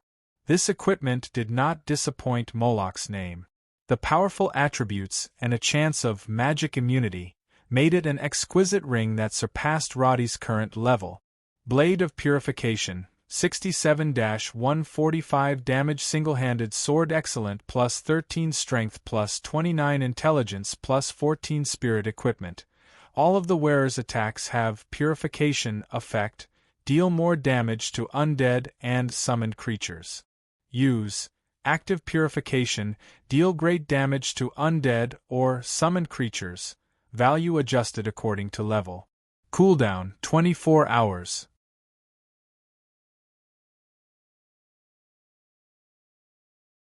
Chapter 348. The shape of the blade of purification was more like a slightly longer dagger than a short sword. Compared to the heavy and huge blood drinker battle axe, this weapon was obviously more suitable for one-on-one combat or assassination. It had faster attack speed, more flexible usage, and a higher critical hit rate. Although its attack power was not high, it was still a suitable weapon for him. Roddy was well aware of Rubens's attitude towards giving away such a thing. The ring of pardon was casually worn on his middle finger, and the short sword was hanging on his waist along with its scabbard. When Roddy looked away from the interface, he found that Lucy and Quentin were not far from him, looking at him nervously. He smiled and nodded as a greeting, but he did not go over to say anything. After all, he did not have a good teacher side. At this time, there were many things to do, and Roddy was not interested in educating these juniors. He stepped towards the lords who had always supported the Lucifron family and naturally started a conversation. Lord Duke is not feeling well, so he should rest first. However, there are some things I want to talk to you about the trade of Wood Elves' goods. Elson City is a well-preserved High Elf city. It is in the southwest of the territory. If you are willing to open a trading team, the profits will naturally be much higher than staying here. In the future, it will even have a great influence in the whole kingdom. Of course, I also welcome mages to study the books there. There are 6 libraries full of Olympiad books in the city, as well as a large number of related documents. The function of the time-stop enchantment? Let me explain briefly. Elson City was an empty city. In order to have enough residents and revive the economy, the first thing that was needed was a population. Similar to the saying, if you want to be rich, first build roads. Although it was limited, it was still more reliable in Elson City. After all, its location was too remote, and there were many dangerous mythical beasts in the surrounding forest. Although it was an expansion of the kingdom's territory, without people, all of Roddy's plans could only be castles in the air and could not be realized. So at this time, what he was doing could roughly be called attracting investment, to whet the appetite of the lords and then to deal with things like Henry, who was good at business. Roddy's words quickly made the originally gloomy lords perk up their ears. They listened to Roddy's generous offer to the 5 lords. They did not say it, but in fact, they were envious, but there was a price to pay for choosing the wrong side. At this time, they did not expect Roddy to treat them seriously. But unexpectedly, Roddy soon announced that Elsa Village would gradually be open to everyone, and at the same time, Elson City would also welcome all willing merchants who were willing to sponsor and trade. After a dozen blows, they must remember to give a few sweet dates. Roddy knew that he could not oppress these nobles forever. Although he did not agree with the noble values of interests first, it did not mean that he would blindly hate them. Naturally, Roddy was happy to see them use their greed to help him. As Roddy released the news one by one, the nobles who felt like they were on a roller coaster finally breathed a sigh of relief. Although the banquet was like a nightmare, it did not throw them all into the abyss. The final result was not everyone was happy, but it could be said that the sharpest contradiction between the nobles and Angmar was completely resolved. Roddy got a large number of potential business partners in the future. Duke was no longer targeted by many enemies, and the nobles also had a new goal. For the originally extremely unstable Ifta, all of this was enough. The dance music was still playing, but Roddy had no need to stay here. He left the venue and went straight to Duke's mansion. After asking a few words with Steward John, he walked into Angmar's study. Although weak, Duke had been waiting for Roddy. After countless incidents, he had completely regarded Roddy as an indispensable pillar of the territory. And every time he saw this young descendant, he would always sigh inwardly about his son who had gone down the wrong path. Not to mention his ability, if Francis had half of Roddy's awareness, he would not have become a traitor. Roddy did not know what was on Duke's mind. After saluting, he said casually, "The problem is basically solved." Bishop Noir was very enthusiastic. He dragged me to talk about a lot of things. It seems that the Holy Cathedral cares a lot about the losses of the undead? No, they care about you. You don't know, other than Noir, there are already 3 or 4 bishops who want to pull you into their diocese. They even promised you all kinds of benefits. What is this? In their eyes, I can't do anything other than killing people, right? Roddy did not expect such a thing. He was very surprised. To put it bluntly, they want you to kill people. The Rose Cross is currently carrying out a large-scale attack on the heretics in the Briar Forest. After all the dioceses have sent out their men, they naturally want to compete for the limelight. But looking at the time, the attack on the Viper Cross should be coming to an end. Duke's tone was very casual, but Roddy's expression froze. This was the 3rd time he heard about the war between sections. Only now did he realize that the Rose Cross's encirclement this time was not as small as he had imagined. Wait, how many people did the church send out this time? 500? Far more than that. From the beginning to the end, it seems like they have invested nearly 10,000 people. It is said that more than 2,000 heretics have been executed. Now they are looking for a chance to fight. As Angmar was speaking, he suddenly noticed that Roddy's expression was not right. He slightly frowned and asked, "What, is there something wrong?" "It's not that there's something wrong. There's definitely something wrong." The words that Natha had said to him echoed in his ears. Viper staff, Bishop Gerda, digging a pit, etc. It immediately made Roddy realize that the heretics seemed to be brewing a huge conspiracy. This was definitely not a made-up game. The current actions of the Rose Cross was no different from walking towards the enemy's trap. After thinking about this, Roddy immediately told the news that he had heard and said in a low voice, "This matter must be immediately reported to the Holy Cathedral and have them change their plans." The originally relaxed atmosphere in the study room suddenly froze. Dukes of Angmar's face revealed an expression of disbelief. He took a deep breath and mumbled with a trembling voice, "What you said? Is it true?" It was not that Angmar did not believe Roddy's words. His current question seemed to be the last bit of hope in his heart. But looking at Roddy's expression, he understood. The situation had exceeded his imagination. "I will go inform Bishop Noir now." Roddy did not waste any more words. He stood up and was about to leave the room.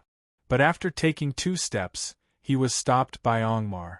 When he turned around, Roddy immediately felt that Duke's condition was not right. He quickly rushed over to support him with one hand and pulled the wooden chair over with the other. Angmar's face was deathly pale.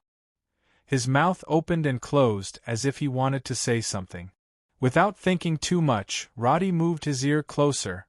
Sally participated in this operation. She is now in Briar Forest, crack. The armrest of the chair that Roddy was holding on to with his right hand was forcefully broken. He only felt a whang sound in his head, as if he was struck by a bolt of lightning. It takes at least 4 days for the messenger pigeon to deliver the news to the Holy Cathedral. But this kind of news, from the moment they receive it to the moment they react, it will take at least 2 weeks. At this point, the old man's voice was already trembling uncontrollably. "But Rubens told me that they will carry out the final battle within a week." Roddy did not know why Sally did not stay in the Holy Cathedral, and instead went to fight the heretic. He only knew that Sally was about to fall into the enemy's trap. The sudden panic in his heart caused Roddy's eyes to be a little dazed. But after a few deep breaths, he regained his senses. His originally unfocused gaze instantly became unusually sharp. He stood up and shouted towards the door, "John, come in."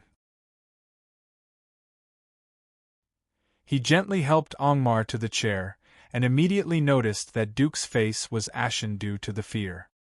His lips were purple, and it was obvious that his heart was in great pain. When the butler heard his shout, he rushed in. But he heard Roddy loudly ordering, "Go outside and call Bishop Noir in. Duke needs divine healing."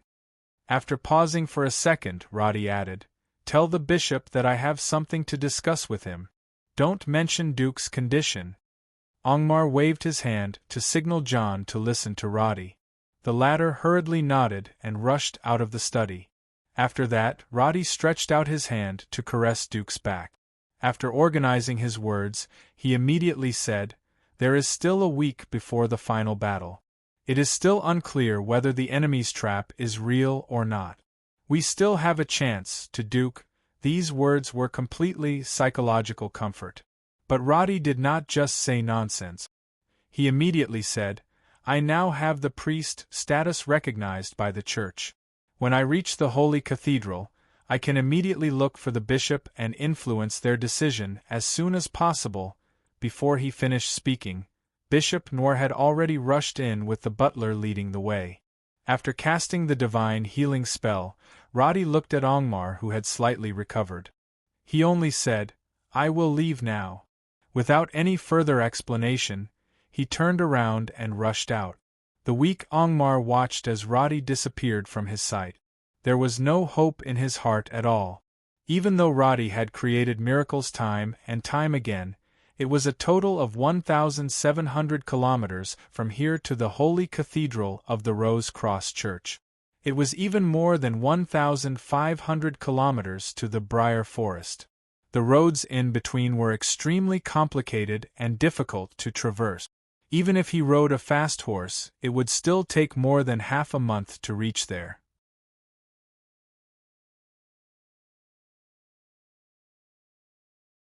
Chapter 349.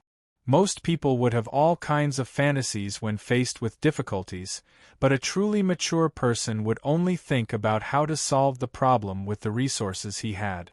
Just like at this moment, after a brief panic, Roddy and Angmar immediately made their own decisions.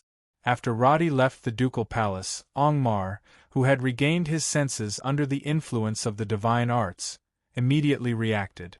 After a simple communication with Bishop Noir, 10 carrier pigeons were sent out at the first instance, and an entire team of messengers set off at top speed, rushing towards different destinations via various routes, including the Holy Cathedral, where Rubens was at, the Diocese of Bodog, where Benjamin was at, and the Briar Forest, where Sally was currently at. This was the only solution Angmar could think of at the moment. But what worried him was not the possible conspiracy of the Pit Viper Cross, but the internal strife within the Rose Cross sect. The person in charge of this mission was Bishop Mograine, and Rubens, who was about to be promoted to cardinal, was in a state of opposition to him. Some things were not as simple as they seemed, but for Angmar, the only thing he could do now was to wait. When he turned around to ask about Roddy's whereabouts, Butler John's report made him frown deeply. "You said he took 7 bundles of rope and 3 sets of warm leather clothes from here?" Angmar's face was filled with incomprehension. John was equally confused and added, "He asked the servants at the warehouse for it." According to them, Roddy also took a bag of bread and 3 bags of water from the kitchen. If he was preparing for a long journey, it was normal to take food. However, Angmar clearly did not understand why Roddy would take leather clothes in the summer. He shook his head and asked, "Then he left the city?" "Yes, master, but a soldier reported that Roddy didn't take all his equipment with him when he left. He left behind his battle axe and left through the North Gate." North Gate. Angmar was completely dumbfounded. Be it the Brill Forest or the Holy Cathedral, they were both located in the southeast of the kingdom. The fastest way out of the city should be through the East Gate. If it wasn't for the trust he had in Roddy, perhaps Angmar would have treated this behavior as running away. But even though he knew that Roddy wouldn't act recklessly, seeing his strange behavior, Angmar couldn't have much hope in him. Now, the only thing he could count on was those carrier pigeons. At the same time, Roddy was galloping through the night, rushing towards the silent forest. On the left side of the warhorse was the leather clothes and rope he took from the ducal palace. On the right side was a big bag of bread and jerky. Roddy had already changed into his Beast Controller leather armor set. He carried the ice crystal spike on his back and equipped the purification blade on his body before leaving Hollier City. Roddy didn't bring the Blood Drinker battle axe because it was too heavy. It would be a huge burden for the next 1,500 kilometers of journey. The sound of horse hooves echoed in the silent night. Roddy's agitated emotions had been completely suppressed by him in the past half an hour. At this moment, his gaze was abnormally calm. The idea that seemed like a fantasy in his mind was gradually perfected into a feasible plan.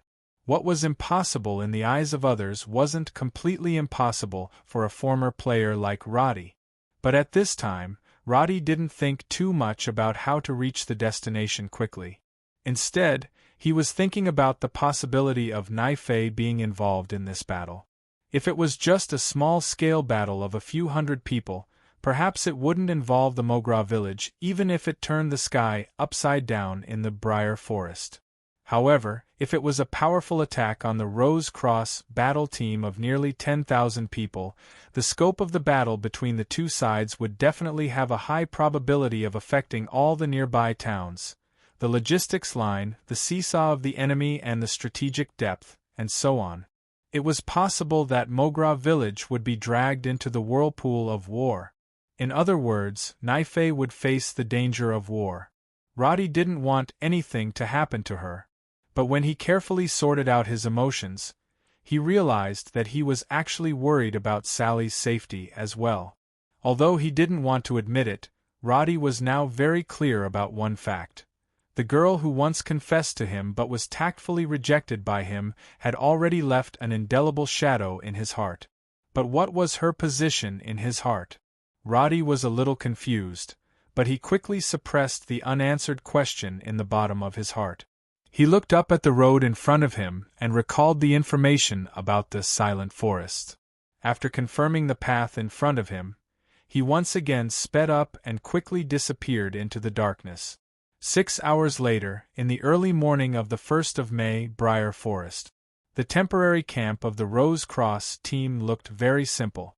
The tents were a little tattered because of the long period of use. Because of the rising temperature, the few holes in the tents were too lazy to repair. Usually, a few large leaves were used to cover the tents, and that was enough to block the rain. In the midst of war, all living conditions became extremely simple. Even farmers who were used to a hard life found it difficult to endure the long period of combat missions in the rainforest. But the members of Sally's team never complained about the poor logistics or the bad food.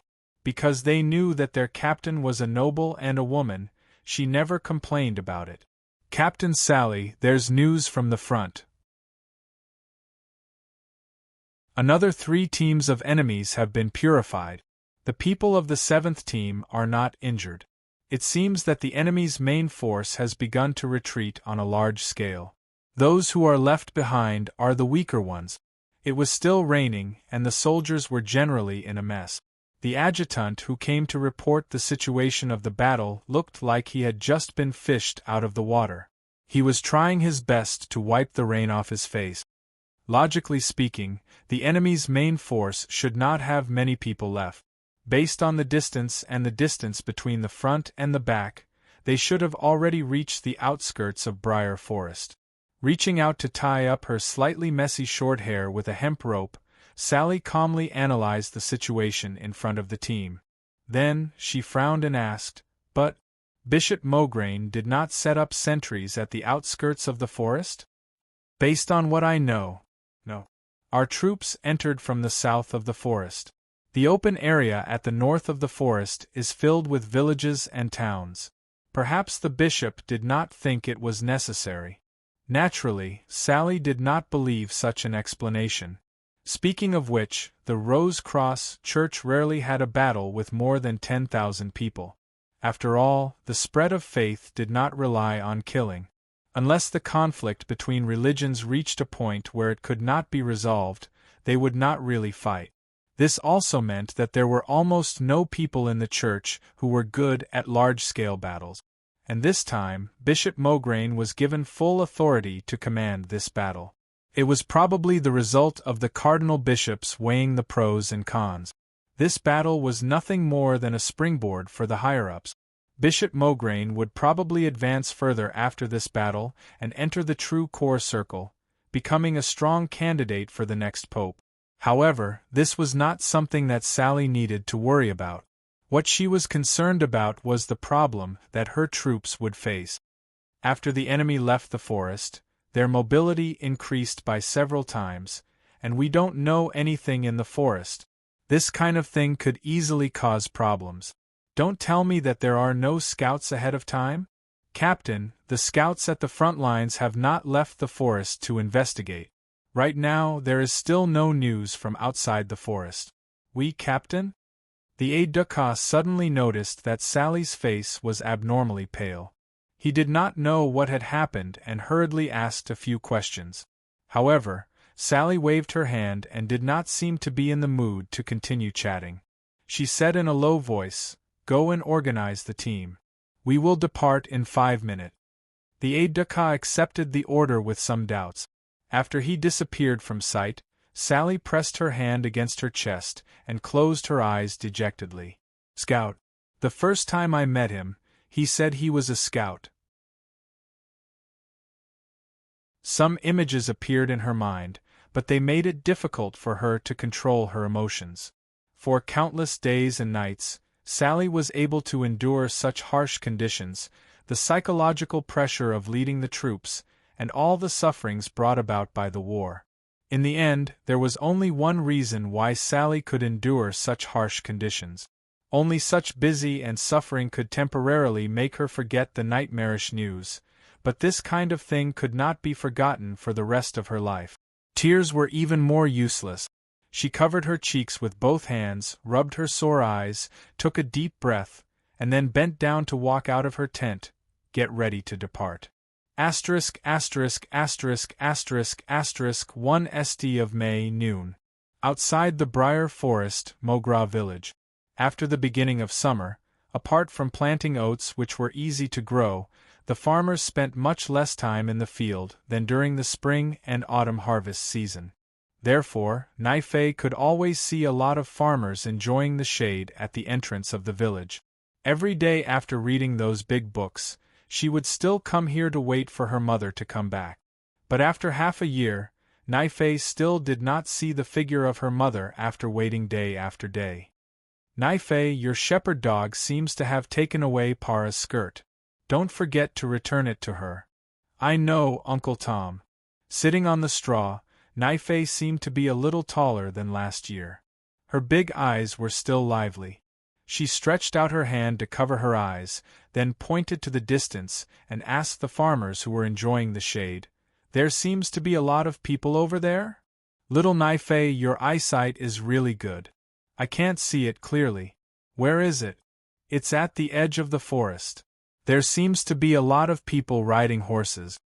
Naifei suddenly blinked her big eyes and looked into the distance curiously. "Isn't the forest very dangerous? Why are they going in?" How could the farmers know that there was a religious war in the Briar Forest at this time? They were all confused. After looking at each other, they replied, "Maybe some adventurers or mercenaries. Sometimes they go into the forest to explore and hunt some magic beast." "Oh, like the big snake I saw in Grim City last time. I chased after it for a long time," Naifei said and looked at it a few more times. In the end, she felt that it was not interesting, so she jumped down from the straw pile and softly sang a children's song as she went home.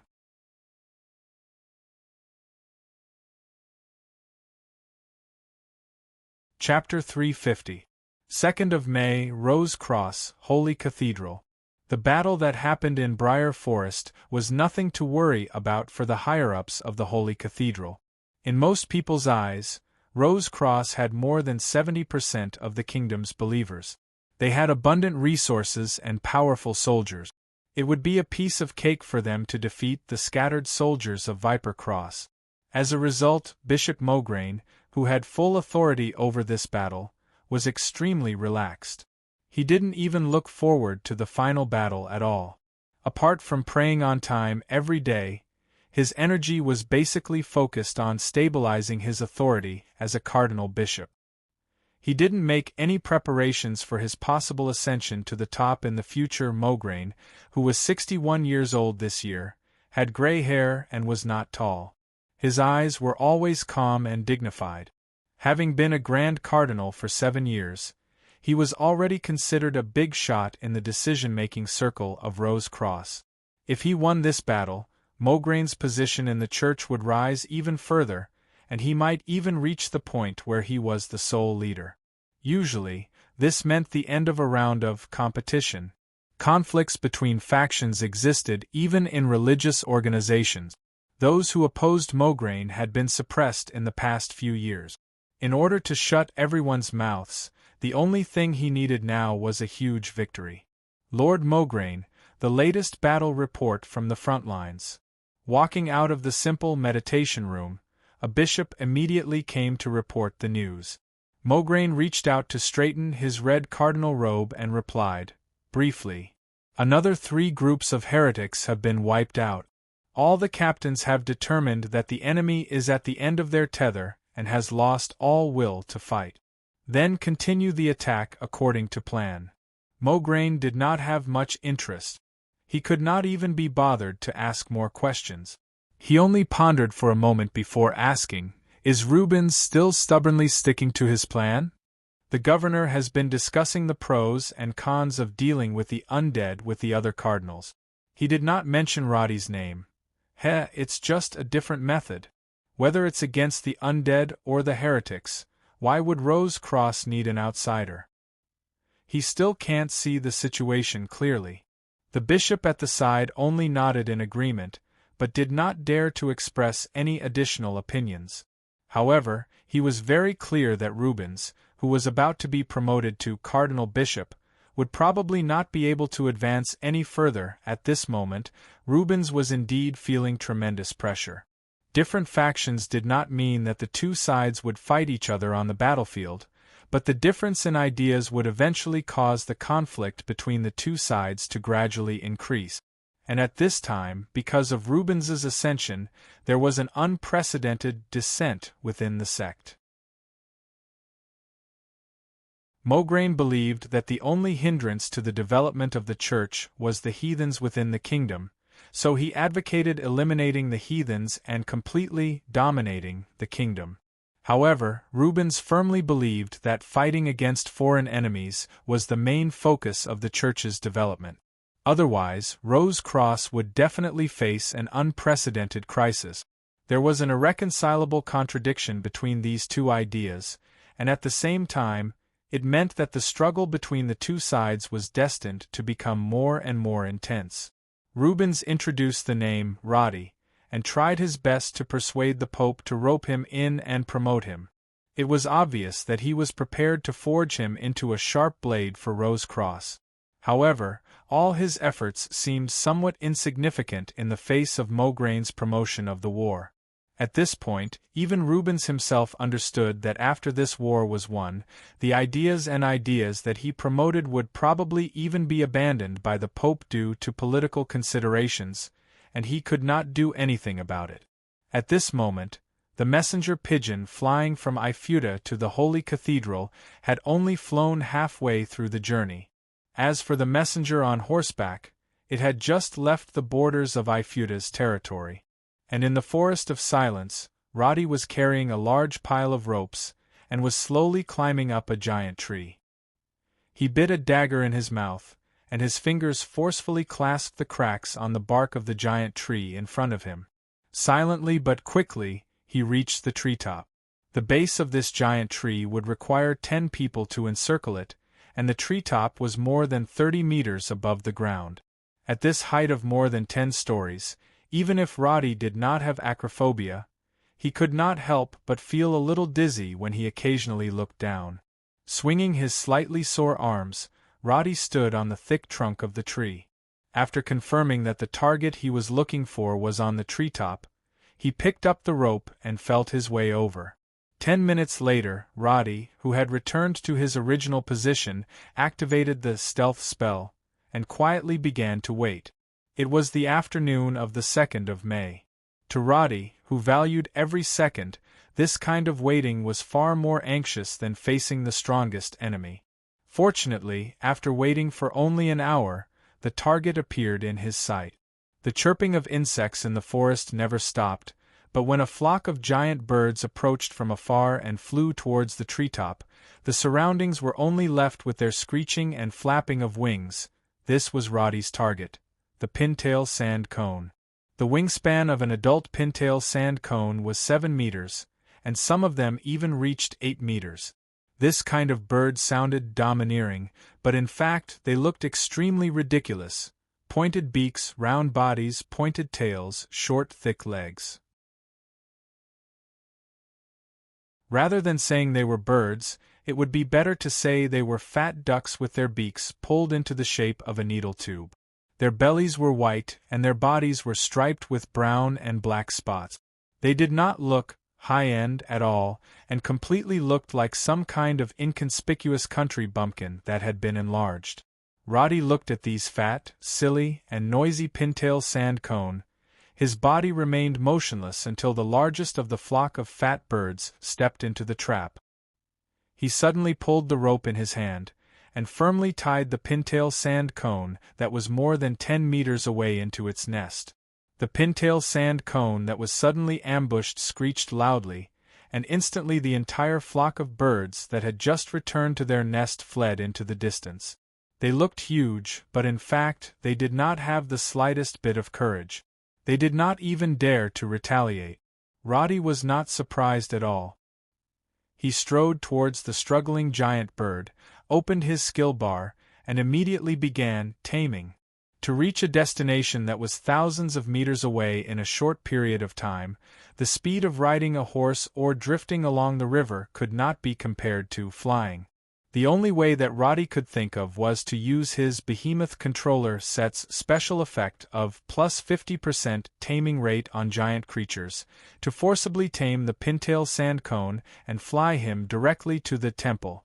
Every Witcher was only allowed to send one magical pet into battle, but the number of magical pets could reach up to 3.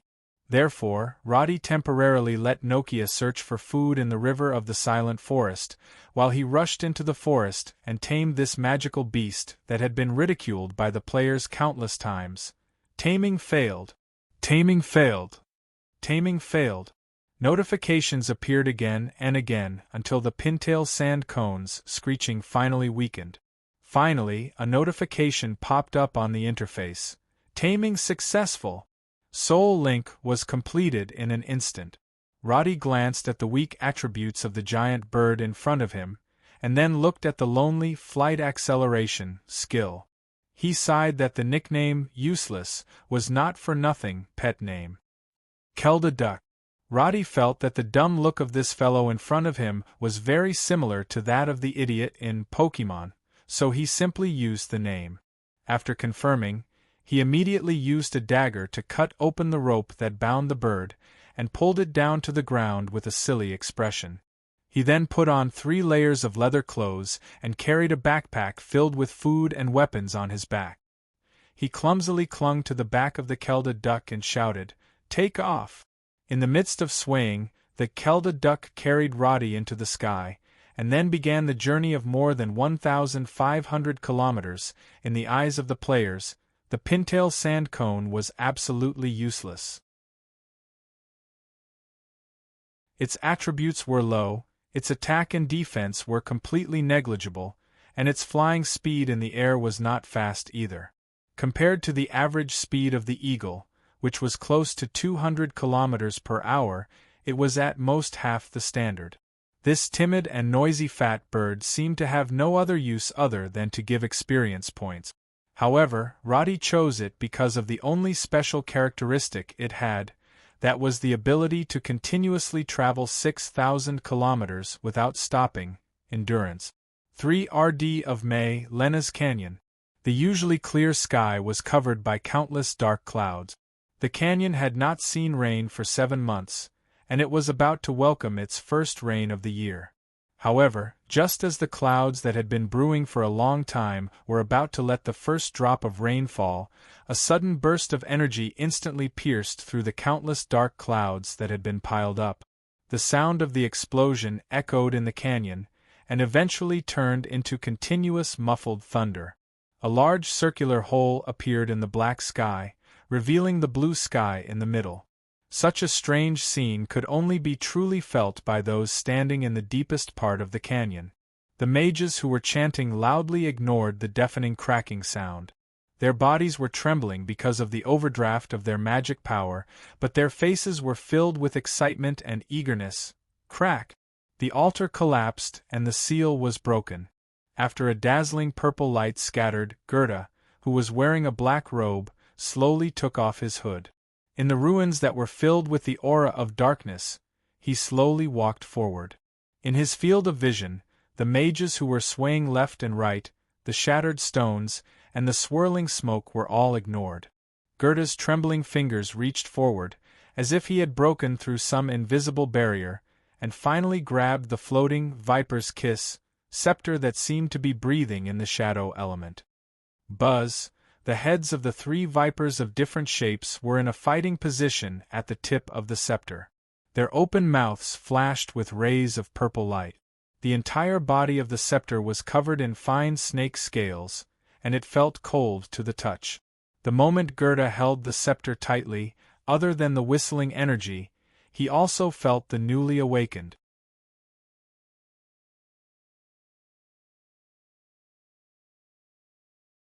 Chapter 351. May 3rd. Afternoon. While Eiffel's carrier pigeon was still circling in the sky, Roddy had already traversed the 1,700-kilometer journey with the help of the Kelda duck and arrived at the forest outside the holy sanctum. To be honest, Roddy had never experienced such a simple and painful flight in his life. This wasn't the business-class cabin of an A380. During the entire flight, there was no coffee from the stewardess, no music from his earphones, and no e-books to kill time in his hands. For a full 20 hours, Roddy had only faced the humid clouds and the intense cold wind. Even though his entire body was wrapped in 3 layers of leather, Roddy still felt as though his heart was being chilled by the wind. If it weren't for the stubborn belief in his heart, Roddy would have chosen to rest a few more times along the way. But now, after persevering for 20 hours, he arrived at his destination at the fastest speed possible. However, such a feeling was too painful. When he jumped off the back of the needle-tail sand cone, Roddy fell on his face on the spot because his legs were stiff. After that, he had to crawl for 7 to 8 meters before he barely stood up with the help of a tree. Roddy hugged the tree trunk and rested for a full half an hour before he gradually recovered from the lack of oxygen. Then, he began to take off the thick leather clothes wrapped around his body piece by piece. After a simple meal, he ran straight into the city. The holy sanctum was built 400 years ago.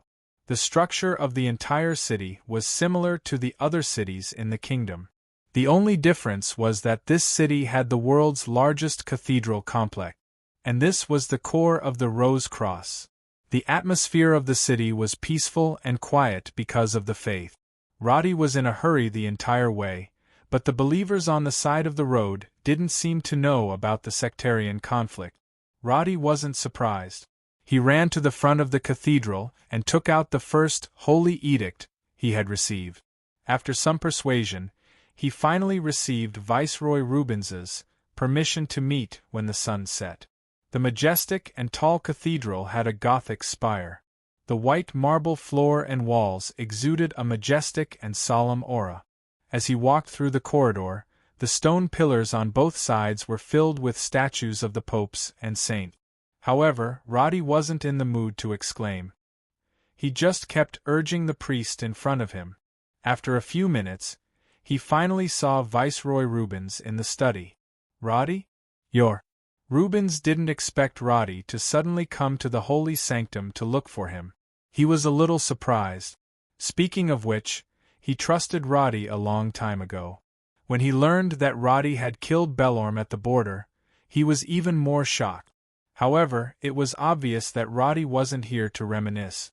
After a brief inquiry, Roddy went straight to the point and told him everything. Because of this, Rubens's expression instantly turned solemn. He looked left and right and then said in a low voice, "I'm afraid we have to confirm the enemy's whereabouts before we report this to Mograine and wait for his decision before we can coordinate the troops, but you and I both know that it's too late to do that."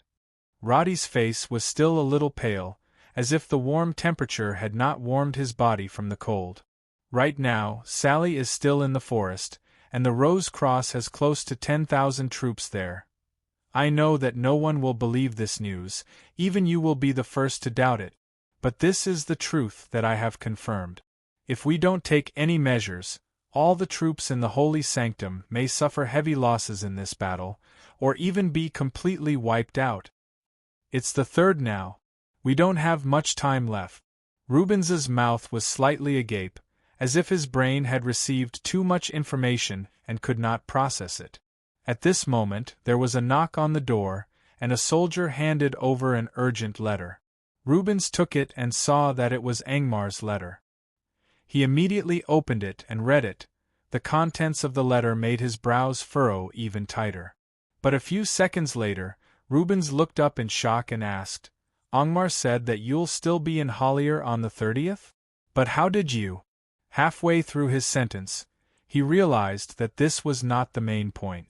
Roddy's current sorry and weak appearance had already proved that this was not a joke. Rubens could become a cardinal because of Roddy's eradication of the heretics and the annihilation of the undead general. And now, with Angmar's letter as proof, he had completely believed Roddy's Arabian Nights words. But there was also a problem. He put the letter away and sighed. He said in a low voice, "I believe you, but the situation now is not optimistic. The conflict between me and Mograine in the Holy Sanctum is almost public.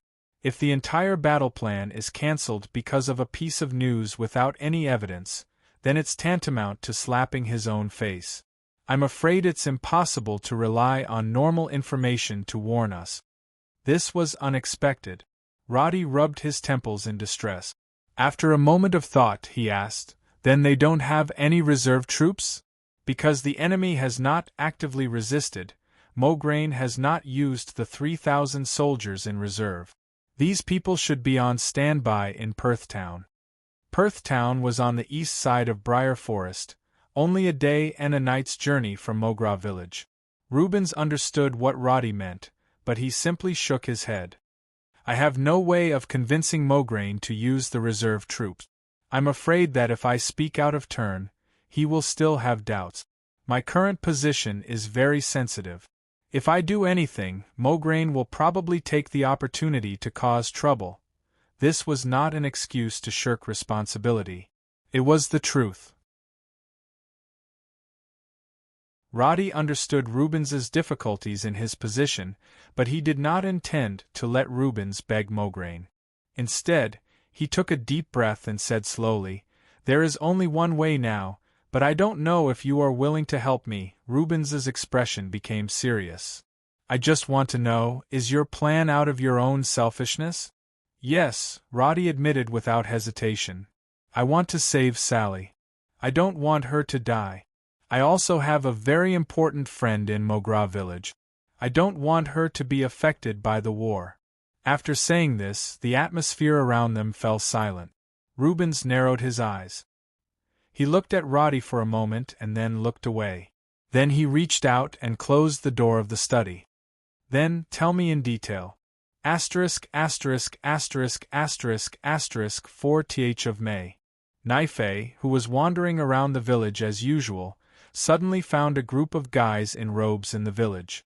There were not many of them, only 12 or 13 of them. They were loudly preaching some kind of doctrine and holding the crossed rose necklace in their hands in the air, showing something to the villagers around them. The Rose Cross had a large number of believers in the kingdom of Karen. Such preaching would happen several times a year.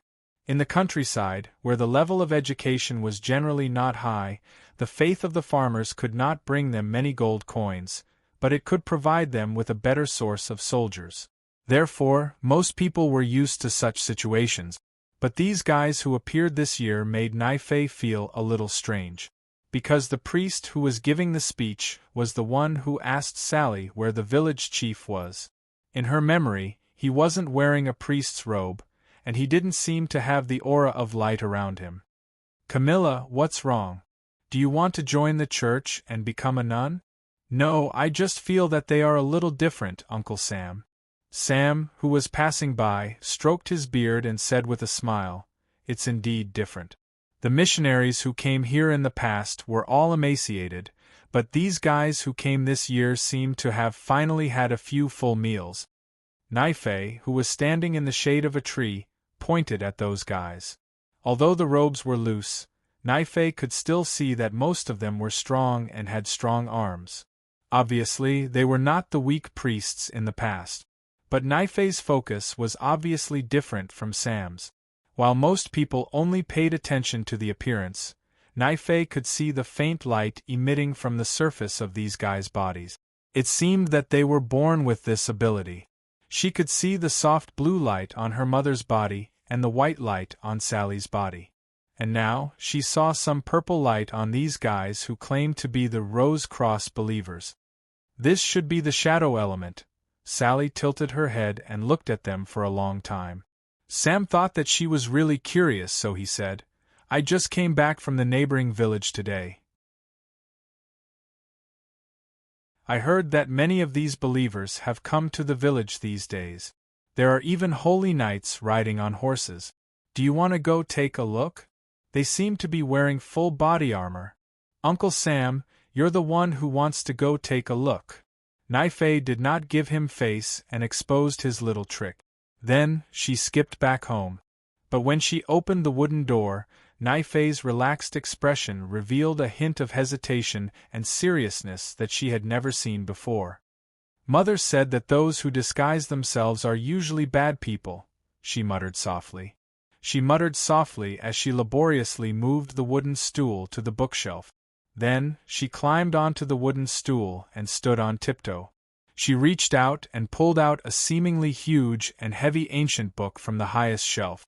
The book, which was 1/3 the size of Naife, was actually very light. Naife jumped off the stool and placed it on the wooden table with a clang. She chanted an incantation in the High Elves' language, and the huge tome opened up like a box from the middle. In the dim light, 3 small paper scrolls lay quietly in the center. Naife thought for a moment and reached out to take them all out.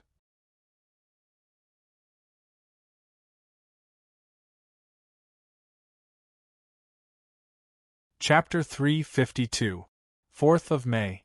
Outside of Lena's Canyon Bard sentry post.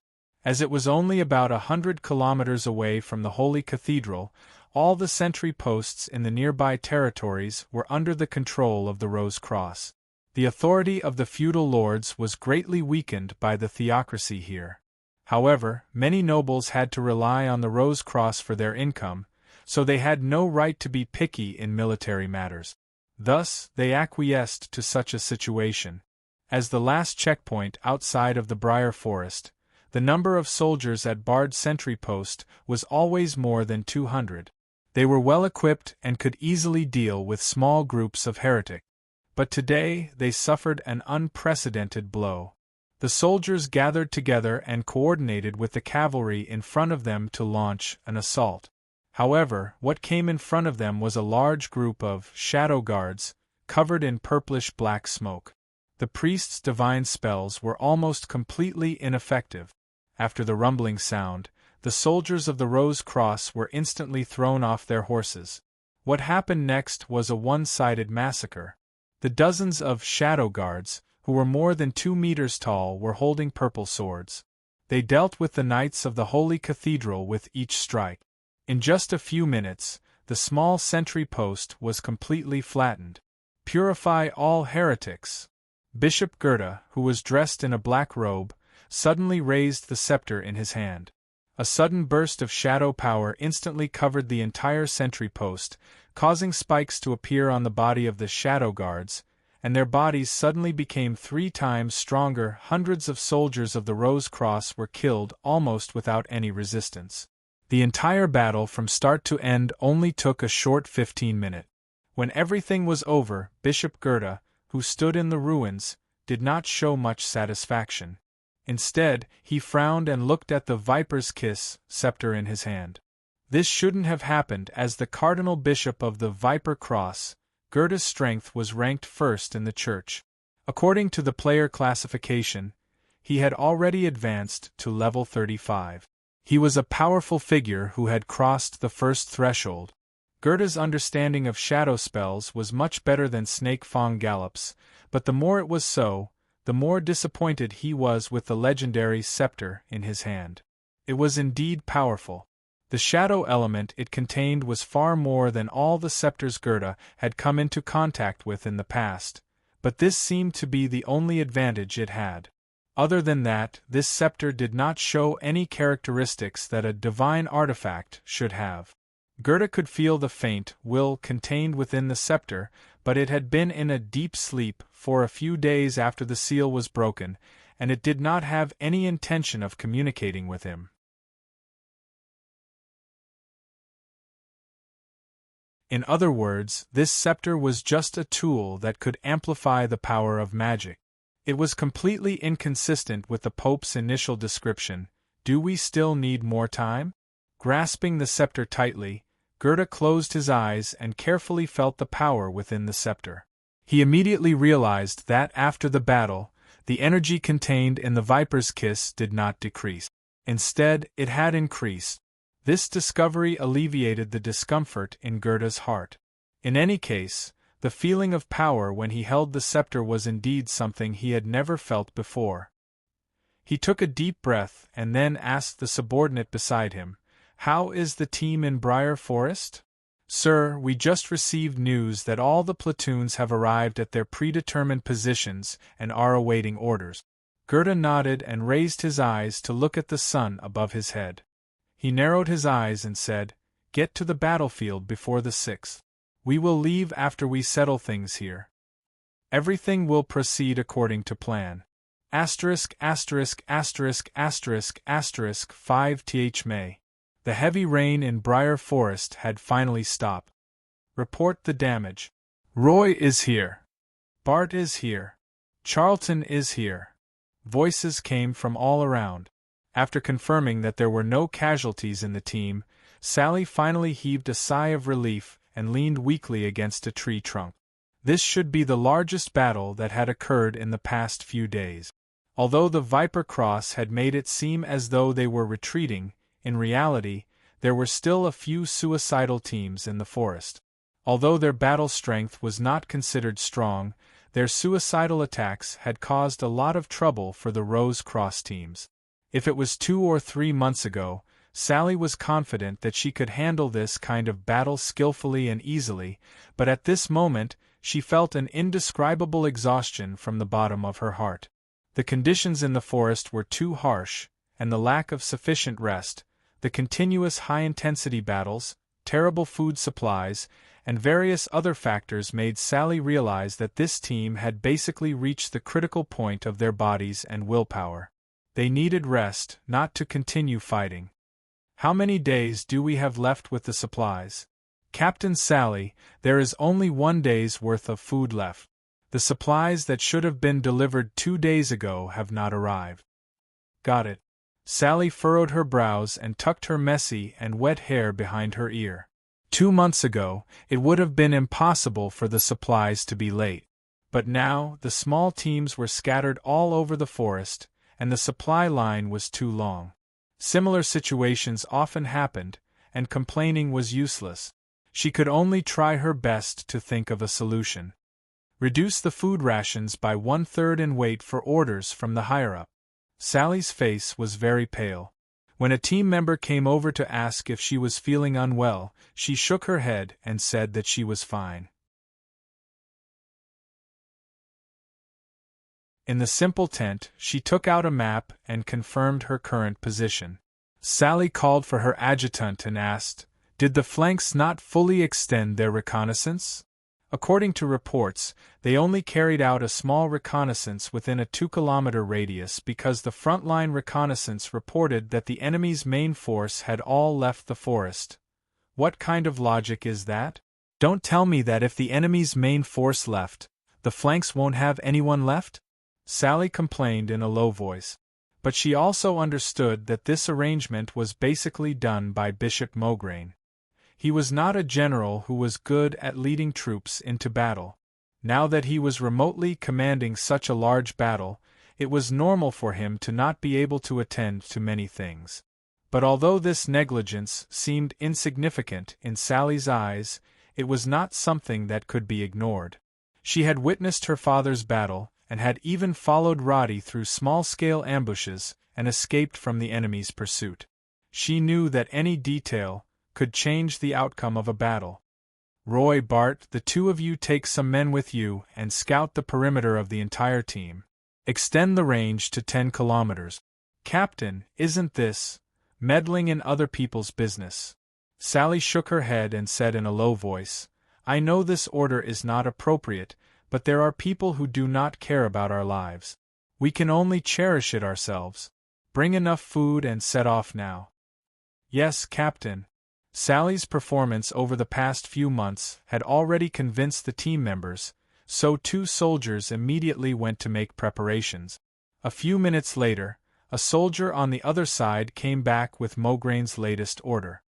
Start the decisive battle outside the forest on the 7th? Sally stood up and narrowed her eyes. The soldiers are in poor condition. They are not fit for battle at all. How can they fight the enemy head-on 2 days later? She knew that complaining was useless. The soldier who passed the order had a grim expression on his face. He said in a low voice, Captain, perhaps Lord Mograine thinks that the enemy has no ability to resist, perhaps? The enemy may have set up a trap for us to jump into. There can't be any flukes in war. Otherwise, we won't even know how we died. Sally sighed and asked, What about our reserve troops? Are there no reinforcements? I heard that it's in Perth Town. The decisive battle this time did not mention them. Perhaps. He opened his mouth and looked at Sally's increasingly gloomy face. In the end, he did not say anything. Go and report. Just say that I understand. The team will arrive at the rendezvous point. Sally sighed and turned to walk into the distance. Her figure slowly disappeared into the shadows of the trees. The battle in Brill Forest was coming to an end.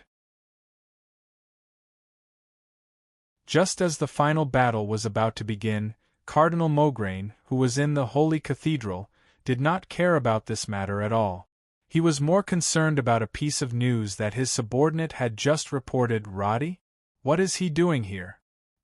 He met up with Rubens in the inner city and left last night. His exact whereabouts are unknown. The people who followed him lost track of him after leaving the city. Mograine found this news very strange. The name Roddy was just a symbol in his eyes. It represented Rubens' laughable plan and naive delusion. As for everything else, he did not feel the slightest threat. They were not on the same level. What threat was there? He shook his head and said, Maybe Rubens is desperate. Pay attention to his movements. He won't have anything to say after this battle. After giving the order, he felt that it was not very appropriate. He added, Arrange for him to come see me once. I want to hear his opinion carefully. This was, of course, a polite greeting. As for whether it was listening to his opinion or slapping his opponent in the face, it was still unknown. As for that Roddy, Mograine had already thrown him to the back of his mind. In any case, such a character would not affect his plans. Just as these thoughts popped up in Mograine's mind, in Perth Town, east of Brill Forest, the Rose Cross Reserve team, who were resting and reorganizing, suddenly received an urgent order. Prepare for battle and set off? But the commander-in-chief of the reserve team was a parish bishop. At this moment, he was holding the letter with Bishop Mograine's signature in a daze. Why did they change the military order in the afternoon, when they just received news that they did not need to participate in the possible decisive battle with the 7th? There are no buts. This is Lord Mograine's order. If you choose to refuse, I will report it as it is. The priest who came to deliver the letter was dressed in a blue and white robe. His face looked a little pale, but his expression was very calm, as if he was doing business according to the law. I will naturally follow your orders. After staring at each other for a moment, the bishop chose to compromise. He turned his head and ordered his subordinates, all platoon leaders, assemble immediately. I want to see all the teams appear on the drill grounds within an hour.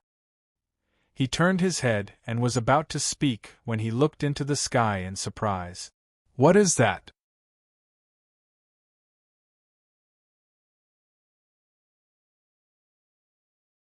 Chapter 353.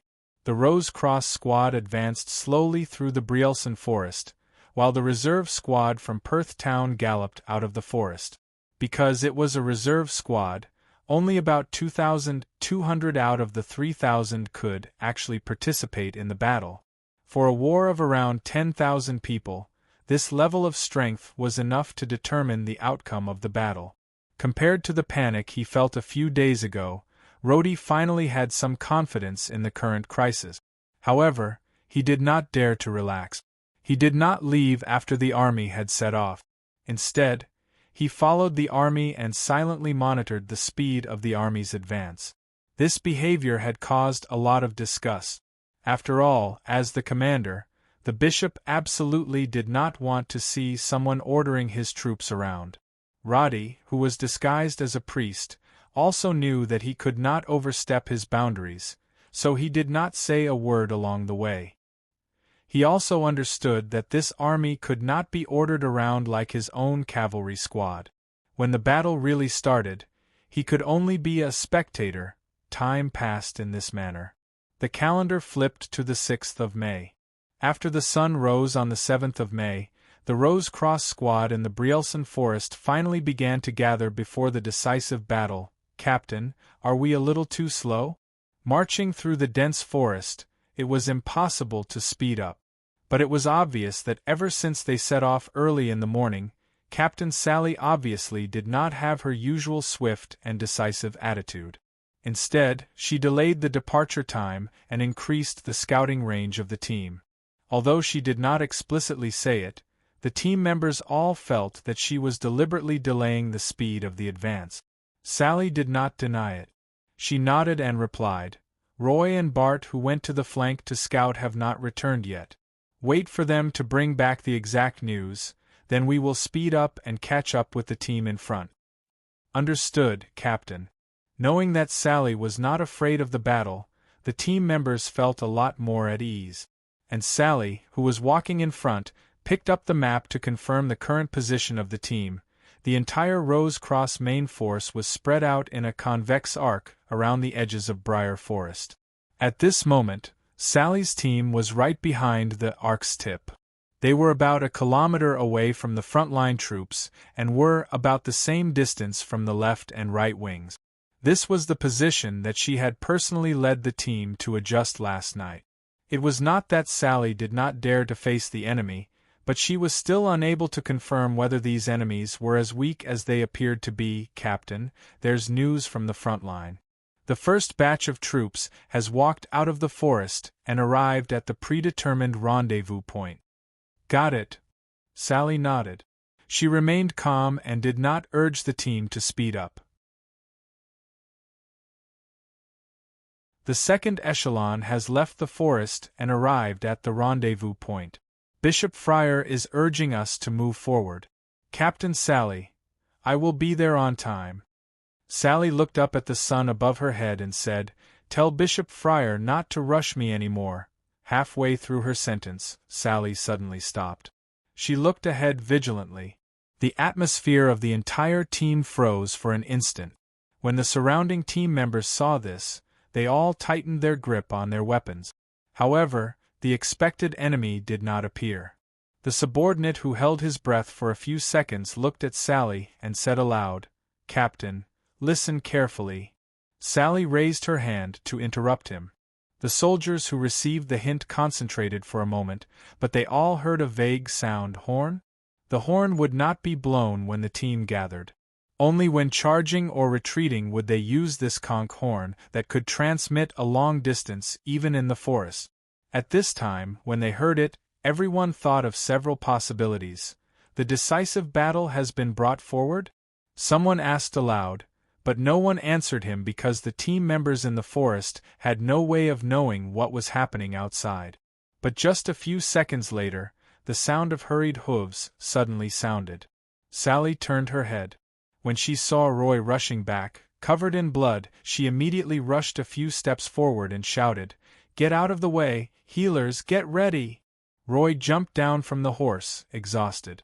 The two divine arts had restored some of his strength. When he got up, he did not even have time to salute and shouted, "There are enemies on the right flank. There may be more than 1,000 of them." This sentence made everyone's heart suddenly sink. Sally immediately ordered, "Everyone, stop advancing." Before the follow-up orders could be given, Bart's figure appeared on the other side. "The left flank is under attack, there is a fierce battle. There are too many enemies, it is impossible to count." Damn it! Sally could not help but curse. She had originally prepared for the worst, but she did not expect it to actually come true. Even if she had some mental preparation in advance, the young Sally still could not suppress the panic in her heart. Throw away all the supplies and prepare for battle. She tried hard to suppress the panic in her heart and prepared to give orders one by one. But just as she finished speaking, the rustling of leaves and the sound of horses' hooves came from the forest behind her. Sally suddenly turned back, but after hesitating for half a second, she decisively said, "Cancel the battle preparations, everyone break through to the right flank. Quick! We are surrounded." Rose Cross's strategy in the Briar Forest was completely based on the scattered soldiers' tactic. All members moved in the forest in the form of small teams, with each team consisting of 15 to 50 people, including several mobile cavalry teams of nearly 100 people. Although it was announced that there were 20,000 people participating in the battle, because it was harder to ensure the supply of supplies in the forest than on the plains, most of the people in this number were engineers and farmers responsible for logistics, and those who could actually enter the battlefield did not exceed 3,500 people. Although the ratio was not high, this number was enough to instantly kill most of the private soldiers of the kingdom's nobles, and they could even run amok. But as the nominal commander-in-chief of this battle, Bishop Friar, who had just left the forest, was completely shocked by the scene in front of him. There were more than 2,000 enemies surging from the front, and they were in an orderly formation. There were also 2 teams of cavalry on both sides, ready to charge at any time. And on his side? The 2 teams that had just walked out of the forest added up to only 500 people, and at this moment, they had not even completed the most basic formation. How could this be? He gripped the staff in his hand tightly, and had no idea what to do at this moment. Soldiers continuously rushed over to report the battle situation. Other than the enemies in front, there were more than 500 enemies on both sides of the entire army, and in just a few minutes, there were even small-scale battles. He had originally thought that his team would be able to easily repel the enemy like before, but the results of the report were completely unacceptable to him. The scattered team of Rose Cross had no way of resisting the enemy's large-scale assault, and were annihilated almost immediately. "Lord Bishop, we have to stop their charge, or the entire army will collapse." "Stop! Quickly stop them! What are you waiting for?" His adjutant's words brought Friar back to his senses, and he lost his composure and shouted at his subordinates beside him. "Why did the enemy suddenly appear? Why did no one warn us?" But no one answered his question. The infantry of Viper Cross had begun to collectively accelerate, and the flashing purple light proved that there were many clergymen in the enemy's formation. This often meant that the enemy was more difficult to deal with than expected. "Where is my army? Why are there only a few small teams?" There was no point in asking questions now. Friar's commanding ability was mediocre, and he had only been carrying out Maugraine's orders like a puppet from the beginning to the end. That was why he had completely panicked and lost his ability to adapt to the situation. However, the well-prepared Viper Cross did not give him the chance to catch his breath. The first wave of assault from the frontline team, after 5 minutes, directly crushed the first team in front of them into smithereens. These pagans had been waiting at ease, and after many days of lying in wait for today's battle, their morale was high and full of vigor. In comparison, the exhausted Rose Cross team had neither morale nor strength, and they did not even have the most basic defensive formation before they were flattened, and had no room to resist at all. Such a result was like a blow to the head, and the minds of the soldiers who thought that victory was in their grasp went blank, and what followed was a gradual spread of panic and fear. Batch after batch of squads rushed out of the forest, bumping into their teammates who were retreating in panic. Then, without any formation or defense, they collided with the enemy's advancing formation, and were all killed in an instant. A bloody battle broke out, but the difference between the two sides was too great, and it was a complete massacre. And among the countless small teams of Rose Cross, only 3 teams chose the correct route, and successfully broke through the enemy's right flank, and left the edge of Briar Forest unscathed. Among them was the team that Sally was in. But at this moment, she wished that she hadn't charged out of the forest, because once her field of vision was broadened, the situation on the plains was instantly clear. From afar, the well-prepared cultists were like adults beating up children, forcing the Rose Cross Army's defense line to retreat and shrink continuously, and the 3 teams that followed Sally to escape the encirclement by luck did not even add up to 100 people. Facing over 4,000 enemies, their only option was to preserve their strength, retreat, find cover, throw away your heavy armors and weapons.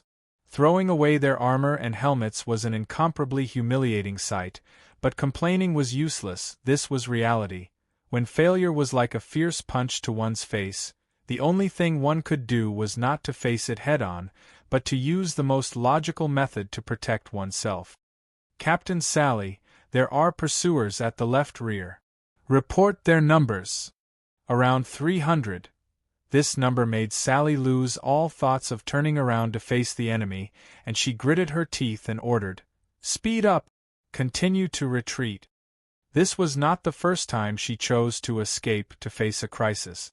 Back when she was at the border of EFTA, she also ran away because of Francis' traps and traps, but Sally understood that at this moment, the person who had led her out of danger countless times would never appear again.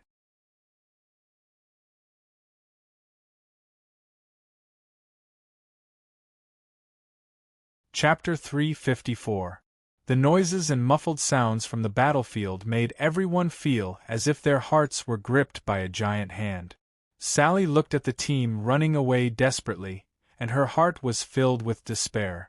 Choosing to escape meant that their morale would inevitably fall to the bottom, no matter how many victories they had accumulated before, how much confidence they had built in their hearts. At this moment, they had all lost the courage to fight the enemy. And how could an exhausted and cowardly team escape from the more than 300 pursuers behind them? After running for only a few hundred meters, Sally looked back and found that the enemy was speeding up. The approaching footsteps and hooves made Sally consider whether she should choose to separate a suicide team, but before she could give the order, the soldiers in front sent another warning. "Captain, there is a large number of troops in the front left." "What?" Sally suddenly stopped, and when she looked to the front left, she found that there was a cloud of dust in the distance, and there was actually an uncountable number of troops crossing the low slope, rushing towards the battlefield. Escaping from the encirclement, everyone immediately thought that it was another unit of the enemy. But when the horn sounded and several gold and red flags appeared in their field of vision, the soldiers who had lost hope instantly cried out in surprise. "It's reinforcements! The reserve team is here! Holy light bless us! Our reinforcements!" Countless people breathed a sigh of relief in their hearts. Sally looked at the reinforcements in a daze and whispered, "According to the plan, they shouldn't have come," but such doubts were quickly drowned in the cheers of the soldiers, because the more than 300 pursuers in the distance had stopped and began to retreat. They were saved. Sally knew that her team was out of danger, but because they had abandoned almost all their equipment when they escaped, now the combat strength of the team had dropped to the lowest point, and because their physical strength was approaching the limit, she could not choose to continue fighting, and could only order, "Continue forward, go to the village in front to rest." Looking at the large number of reinforcements that had rushed into the main battlefield in the distance, Sally did not have much joy in her heart, but frowned. This formation is not right. And just as she said this in a low voice, hundreds of meters away in the dust, Roddy was cursing, "A bunch of idiots!" He was really mad at this time, so much so that he shouted this dirty word while wearing a bishop's robe. Before joining the battlefield, Roddy knew that he could not have the power to command the battle, so he was always in the middle and rear of the team, and according to his expectations, no matter how many enemies there were in the front line, this mobile team would always be able to find the right way to cut into the battlefield and play a decisive role. If there were not many enemies, they could directly attack and instantly destroy the enemy morale. If there were too many enemies, they could break the siege of the main force and lead the troops to counterattack. But these were all actions that Roddy would take as the commander, and at this moment, the bishop who was commanding this team made a decision that Roddy thought was extremely stupid. When they were still 2 kilometers away from the enemy, he suddenly ordered the whole team to press forward and accelerate the charge. Obviously, this bishop did not have any large-scale battle experience, or it could be said that he did not have the mental quality to be calm enough. Seeing that the main force of the Rose Cross was surrounded, the first thing he wanted to do was to rush to the rescue. Although this idea was good, in fact, he had neglected the 2 biggest taboo issues of long-distance charge and attacking without reserve troops. The soldiers had limited physical strength, wearing armor and holding weapons. After running for 2 kilometers, they would definitely be exhausted, and would not have much energy left to fight. And the action of not leaving reserve troops was even more stupid, because it meant that if there was a change in the situation, there was no way to deal with it. Roddy fiercely cracked his horse whip in the midst of the thick smoke. He had no right to speak at all, and just as he was about to find the bishop to reason with, he realized that the bishop had already hidden somewhere. But the reinforcements still had a certain effect. Viper Cross was completely frightened by the 2,000 people charging at them from the side. Troops that attacked from the back were usually able to deal a fatal blow, so at this moment the rear troops of these cultists were instantly dealt a heavy blow. And their original encirclement, due to the shrinking of the front line, had a huge gap. According to their expectations, as long as the reinforcements could defeat the main force of the enemy, they would be able to make contact with the core of the Rose Cross and lead them to counterattack. But the anticipated, crushing scene did not appear, although the exhausted reinforcements waved their weapons with all their might, releasing divine arts.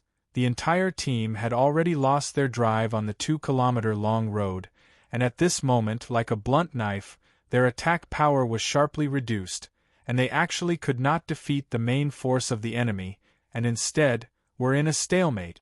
What AF** King's stupid teammate? Roddy covered his face in pain. From his point of view, the reinforcements had basically lost the chance to counterattack because of the commander's stupid order. But at this moment, he could not leave, even after confirming that Mogra village was not involved in the battle. He still could not confirm where Sally was, and the only way now was to rush into the encirclement and personally ask. Roddy spurred his horse, directly rushed through the gap in the encirclement, and then directly plunged into the scattered main force of the Rose Cross. Does anyone know where Captain Sally is? Riding on his war horse, he loudly asked the troops for Sally's whereabouts, but because most of them had just walked out of the forest, they had not confirmed each other's position, so Roddy's question did not get an answer. This situation made Roddy's tensed face even more gloomy. After repeated disappointment, a gradually surfaced thought made his heart turn cold. Could it be that she had already? "It's going to be fine, it's going to be fine." Roddy grabbed the short bough by the side of the saddle, forcefully suppressing the messy thoughts. The surrounding soldiers were getting denser and denser. Roddy simply jumped off the horse, grabbed one by one, and fortunately, his question finally got an answer. A soldier who was stopped by Roddy replied loudly, "I just saw Captain Sally's team successfully break out of the encirclement. They should be out of the encirclement now." "Really?" Roddy took a deep breath. A huge boulder in his heart finally lifted, but before he could feel any joy in his heart, he found that the whole sky had suddenly darkened. "What's going on? What is this?" Exclamations sounded, causing the troops to become even more chaotic. The soldiers looked up at the sky, and then saw a purple fog descending from the sky.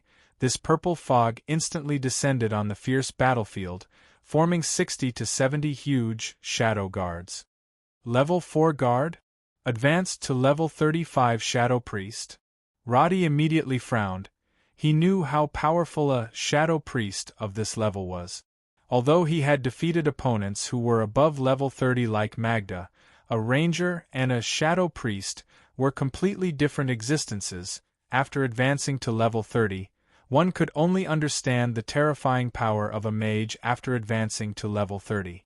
Roddy knew that facing such a powerful preacher and thousands of enemies, he could not change the situation at all. He looked around. Because Rose Cross had reinforcements, they could still avoid the fate of being completely annihilated in the following battle. At this point, Roddy believed that he had done everything he could do. He did not have the ability to stop the enemy's avalanche of attacks, nor could he change the idiotic orders given by the Rose Cross commanders. Not afraid of a godly opponent, but afraid of a useless teammate, this was the true portrayal of Roddy at this moment.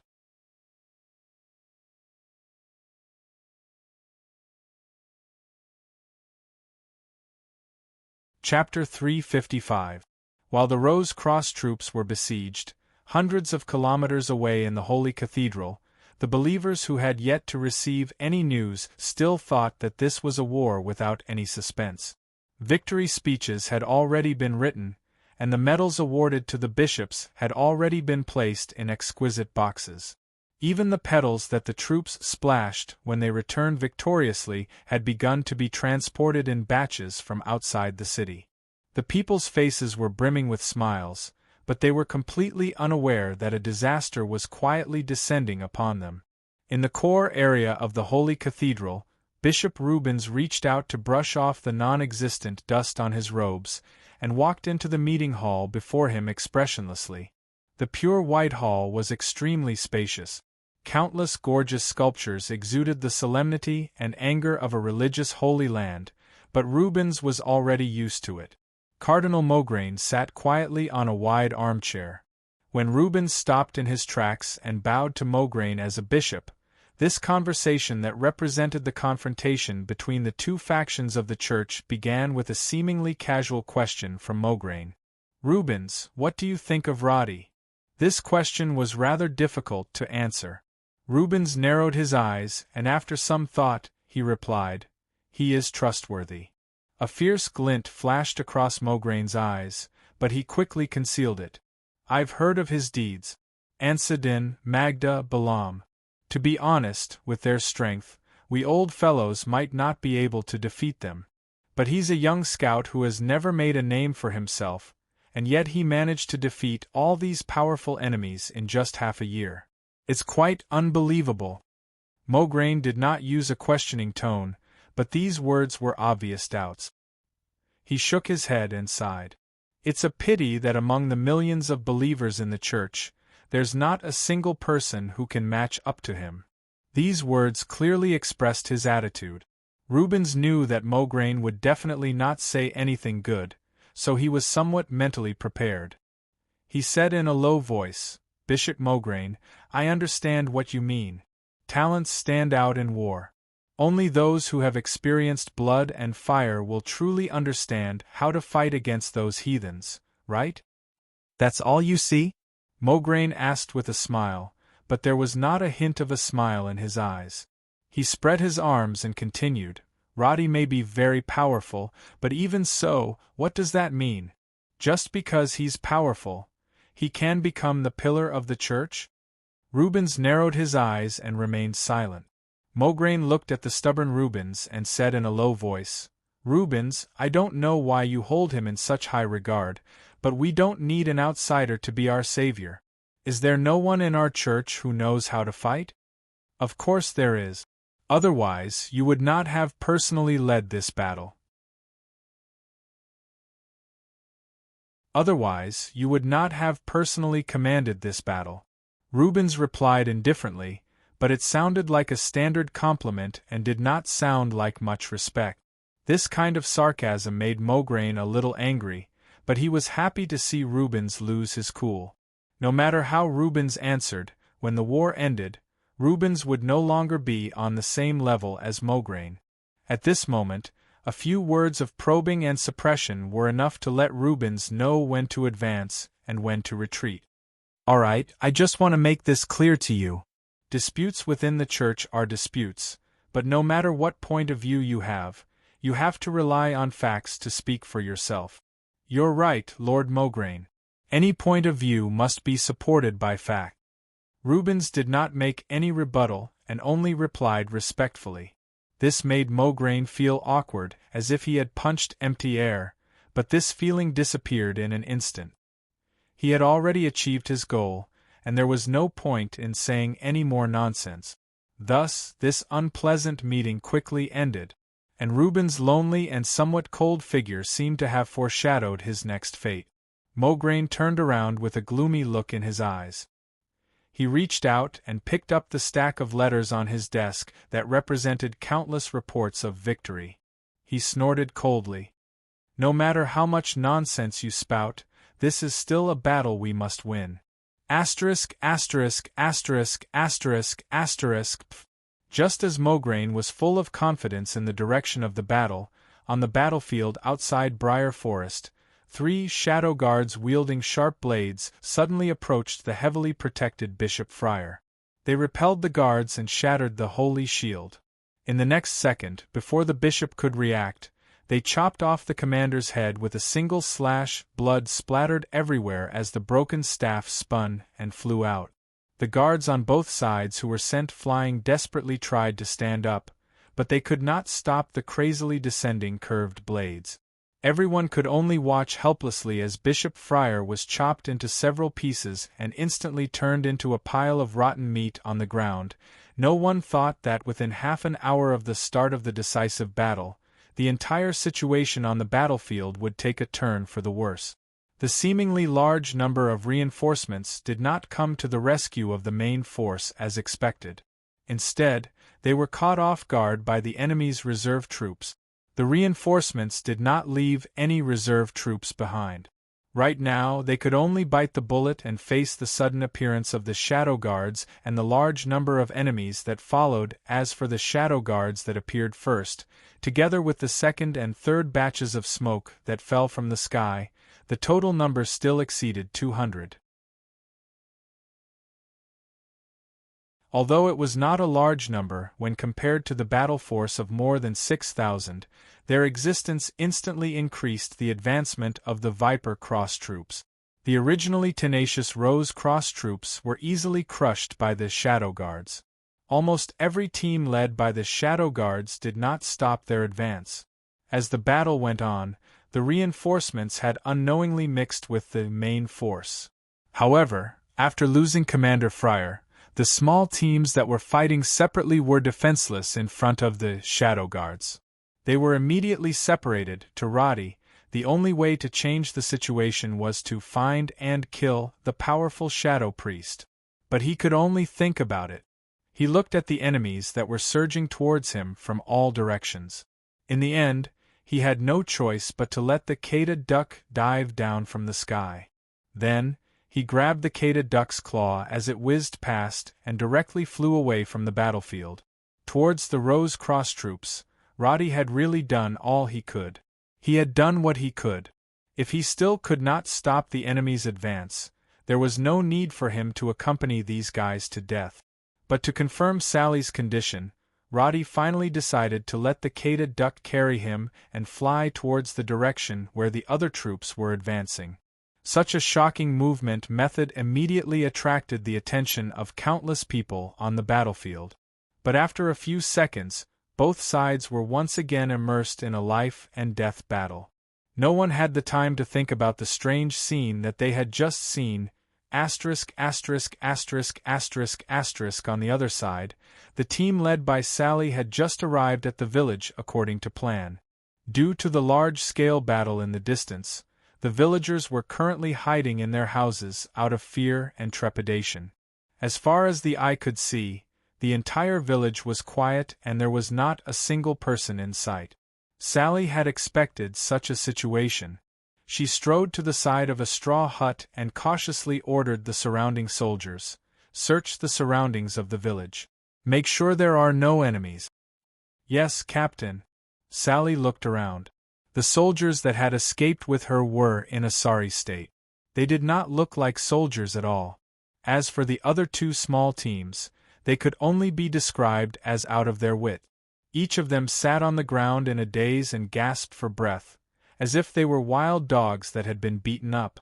Looking back, the house behind her did not look too shabby. The shepherd dog at the door was sniffing the air timidly, not daring to approach. A flock of sheep was slowly walking past in the distance. Although Sally's expression did not change, she could not help but feel a little hopeless. But before she could think of a way to boost the morale of the troops in such an environment, a short siren rang out not far away. And before Sally could send someone to confirm the danger, an unprecedented battle cry suddenly rang out not far away from the village. Looking back, Sally found that at this time, there were actually more than a dozen guys in rose-cross robes rushing out of the village. They raised their weapons high in the air and cooperated with the two small teams of cavalry that appeared at the periphery of the village, rushing straight towards where Sally was. It's the enemy in disguise. Everyone, retreat and find cover. Be careful of the enemy cavalry." Sally's face instantly turned pale. She did not expect that there would be an enemy ambush here. In the blink of an eye, although there weren't many enemies rushing out of the village, they collided with the team at the fastest speed, and firmly stalled Sally and the others' footsteps. The four mages in the team immediately began to cast magic for the surrounding soldiers, and Sally also cast a holy shield for herself. Then she gritted her teeth and began to sprinkle the Lion King's power around her. But after raising her hand, Sally's face turned pale as if she was frozen in place. Her mana was close to zero, and Sally could no longer cast magic at this time. And not only that, just before she came back to her senses, there was suddenly a loud noise around her. "There's a mage on the other side. Captain, be careful." "Hide." Sally turned her head, but found that among the dozen people rushing over, one of them was holding a staff pointing at her. A purple light flashed, and with a boom, a violent wave of air exploded in front of Sally. Shadow Blast shattered the holy shield in front of Sally on the spot, and then the violent shock wave directly blew her delicate body away.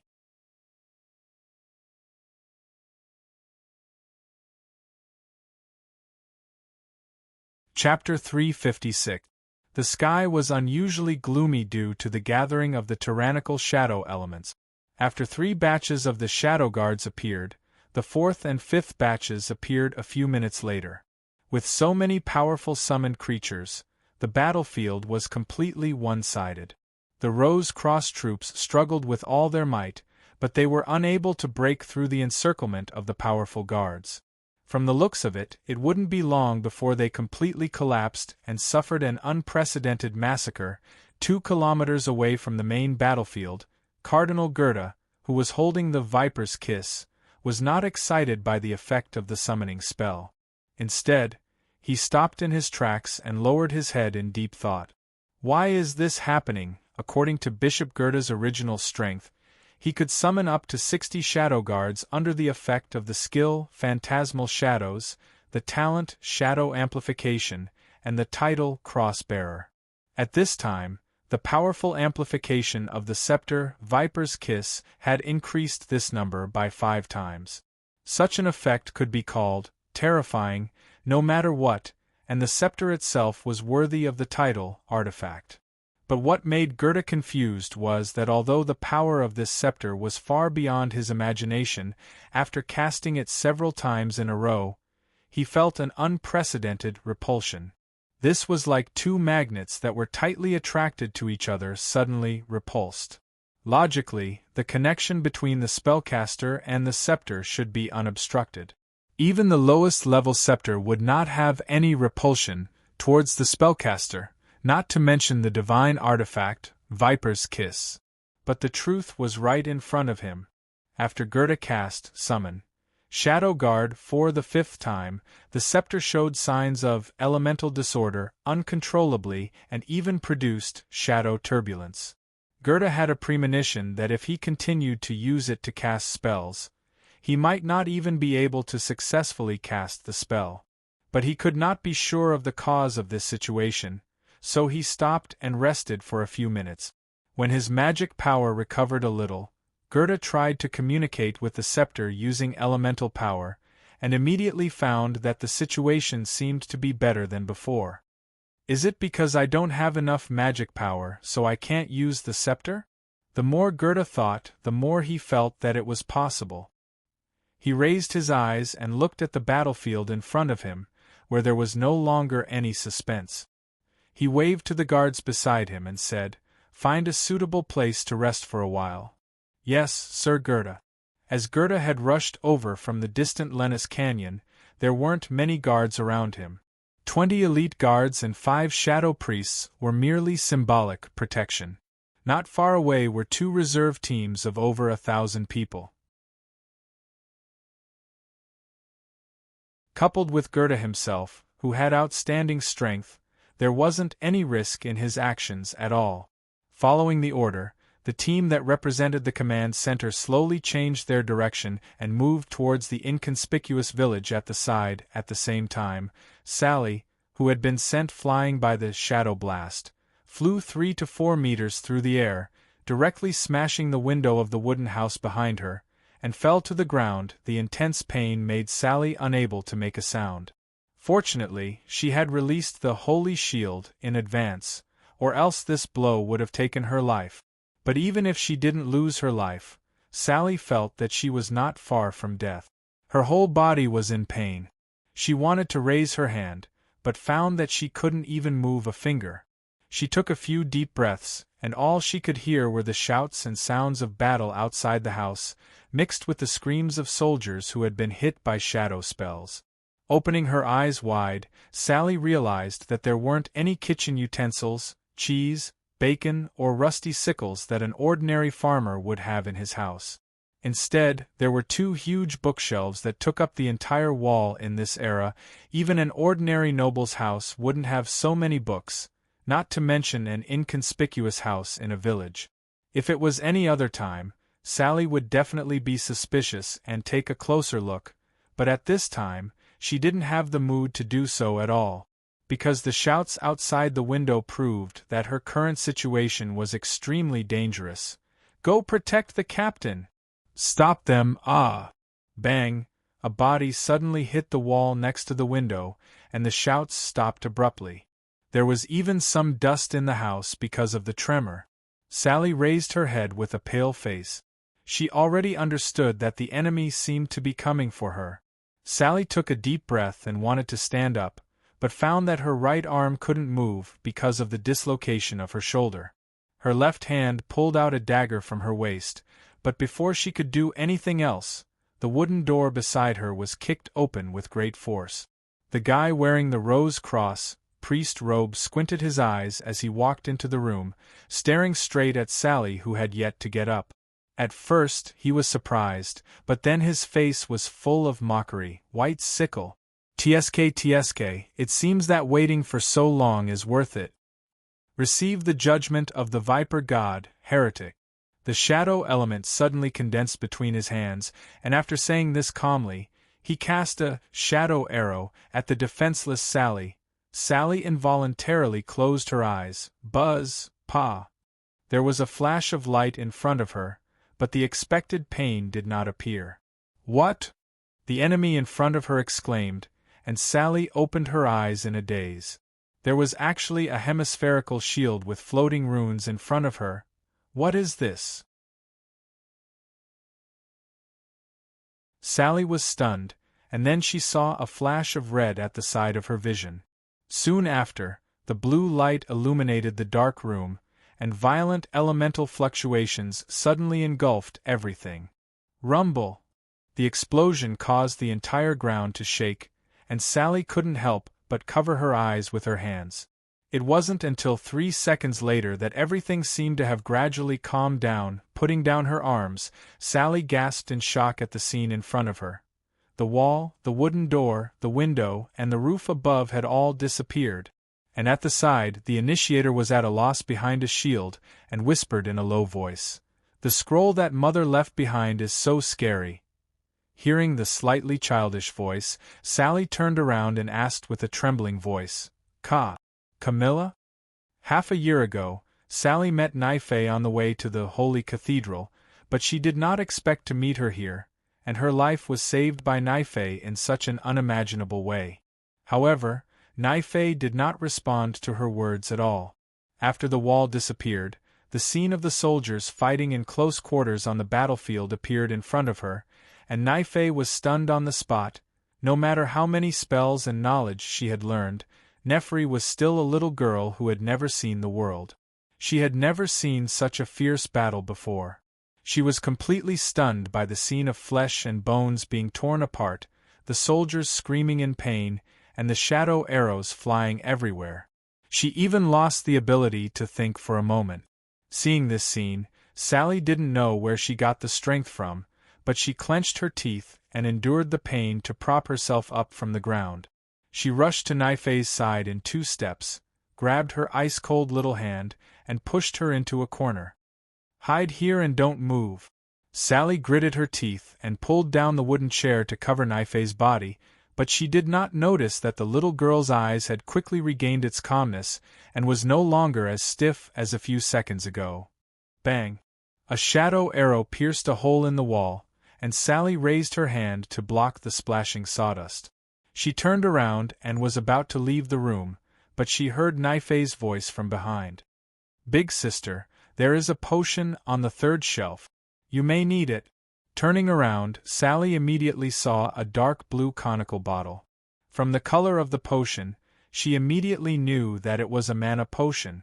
Sally did not know how Naifei knew that she did not have enough mana, and she did not have the time to distinguish whether the potion was real or fake. She turned around and found that her team was completely surrounded by enemies outside. At this time, there was no other choice, so Sally immediately took the potion and gulped it down. The burning sensation in her body instantly confirmed her judgment. After the potion took effect, Sally's mana began to recover rapidly. Although it was not much, it was enough for her to face the next battle. Raising her hand to cast Recovery on herself, Sally took a deep breath and rushed out of the wooden house. She immediately cast Holy Shield, Intermediate Healing and 3 or 4 buffing spells on the team members around her. Just a moment's reaction showed that Sally's title of White Sickle was not just for show. She just cast 7 spells in a row, and the defense line that was about to collapse immediately stopped declining. "Raise your shields and defend." "Shield ready." Sally's order forcibly stabilized the team's morale. Because of her outstanding talent in buffing spells, her several powerful buffing spells immediately doubled the strength of several of her subordinates who were holding swords and shields. They even killed 2 shadow priests who were close to them on the spot, using one person to lead the whole team to counterattack. Sally's ability to control the battlefield was undoubtedly outstanding. However, there were too many enemies. In order to avoid the fate of being surrounded, Sally knew that she could only choose to fight and retreat at the same time. She glanced behind her to make sure that no one noticed Naifei, who was hiding in the corner, and immediately ordered loudly, "Shrink the line! Go north! Raise your shields and cover the rear. Mages, buff our defense. Pay attention to cover." In just a few minutes, the team of nearly 100 people lost more than 20 people. However, when Sally organized the counterattack, the number of casualties was immediately reduced by more than half. Under the protection of the formation, the team began to move slowly. Even when the enemy cavalry was charging from the left and right, they did not stop under the cover of the village buildings. Everything seemed to be going quite smoothly. However, when Sally had just walked 30 or 40 meters with the team, she once again stopped because of the appearance of another team. She had just regained some confidence, and she could not help but squint her eyes and clench her fists.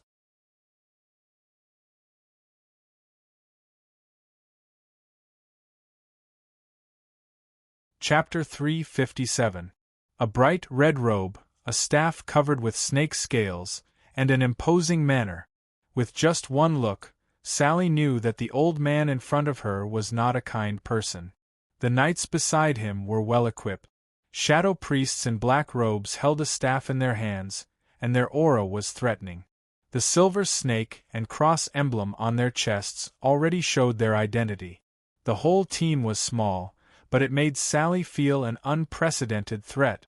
The opponent seemed to be a little surprised by the appearance of Sally and the others, but they quickly calmed down. Facing more than 70 people, they did not retreat at all. They just stood there quietly, waiting for the order of the old man in red robe. As the commander of this battle, Gerda glanced at Sally and the others in front of him, then looked away and said calmly, "Get rid of them." As soon as he finished speaking, 5 shadow spells accompanied the sudden acceleration of the team of knights. When the explosion sounded, Sally saw the soldiers in the front row instantly flew backwards. Whoosh, whoosh, whoosh. The shadow arrows hit the shields, and some penetrated the bodies. The whole team suddenly fell into danger again. Sally bent down to dodge a shadow arrow. She stretched out her hand to cast Holy Shield, and then used Recovery to save the wounded. But when she looked at the battlefield again, she found that there was no way to continue this battle. In front of them was a group of powerful shadow priests and a dozen or so knights, while behind them were over 100 pursuers that they had yet to shake off. Under such a pincer attack, the entire team was on the verge of collapse. Even though Sally was desperately trying to maintain the front line, it was to no avail. The soldiers in the front could not stop the cavalry's charge at all. The knights in the back waved their swords and slashed wildly. Some enemies had already broken through the defense line and whistled past Sally. The defense formation had already failed, and the soldiers' morale had collapsed. They did not want to fight anymore. Some had already tried to hide from the shadow arrows, but more were trampled to death under the hooves of the warhorses. In the midst of the screams, Sally gritted her teeth and tried to use divine spells. But she found that the mana recovered from the bottle of potion had been completely used up. At this moment, she could not even cast the lowest level Holy Light. At this point, Gerda, who was far away, was only observing the staff in his hand, as if he had no interest in looking over. However, just as the battle was about to end without any suspense, an arrow landed in front of Gerd, causing him to suddenly raise his gaze. Pooh! In the next second, a shadow priest not far away from Gerd suddenly burst out with a large amount of blood. With a shattered shadow barrier ripple, he fell off his horse and died. 2 seconds later, another arrow appeared and pierced through a knight's plate armor with a "ka" sound. Gerda frowned and raised his head. He gripped his scepter tightly and scanned the battlefield in front of him with his eagle-like eyes. However, this arrow came and went like a ghost, and there was no way to determine its angle. In just 10 seconds, the guards in front of him had lost 5 people. He waved his hand to cast the shadow shield, but the faint sense of threat still made him feel irritated. The bishop was not in the mood to play hide-and-seek with such an enemy. He raised his scepter and began chanting without hesitation. On the other side, Sally, who was in the middle of the battlefield, did not know what was going on with the sudden casualties of the enemy. She could see nothing but the dust that the cavalry kicked up as they passed. Dodging the whizzing cutlasses, she staggered back a few paces, and as she turned her head, an enemy thrust his sword at her. Ka! The holy shield blocked the enemy's attack, and at the same time, Sally's dagger pierced through the enemy's chest. However, this kind of killing was of no use. At this time, the enemy had completely separated her team. Looking at the team members who had fought with her in the Briar Forest for 3 months, one by one, Sally's heart was filled with unprecedented despair. At this moment, the sky darkened again. The sudden accumulation of shadow elements above her head was far beyond Sally's imagination. In a trance, she saw the red-robed elder in the distance raise the scepter in his hand. Boom, boom, boom, boom. A deafening explosion sounded throughout the battlefield.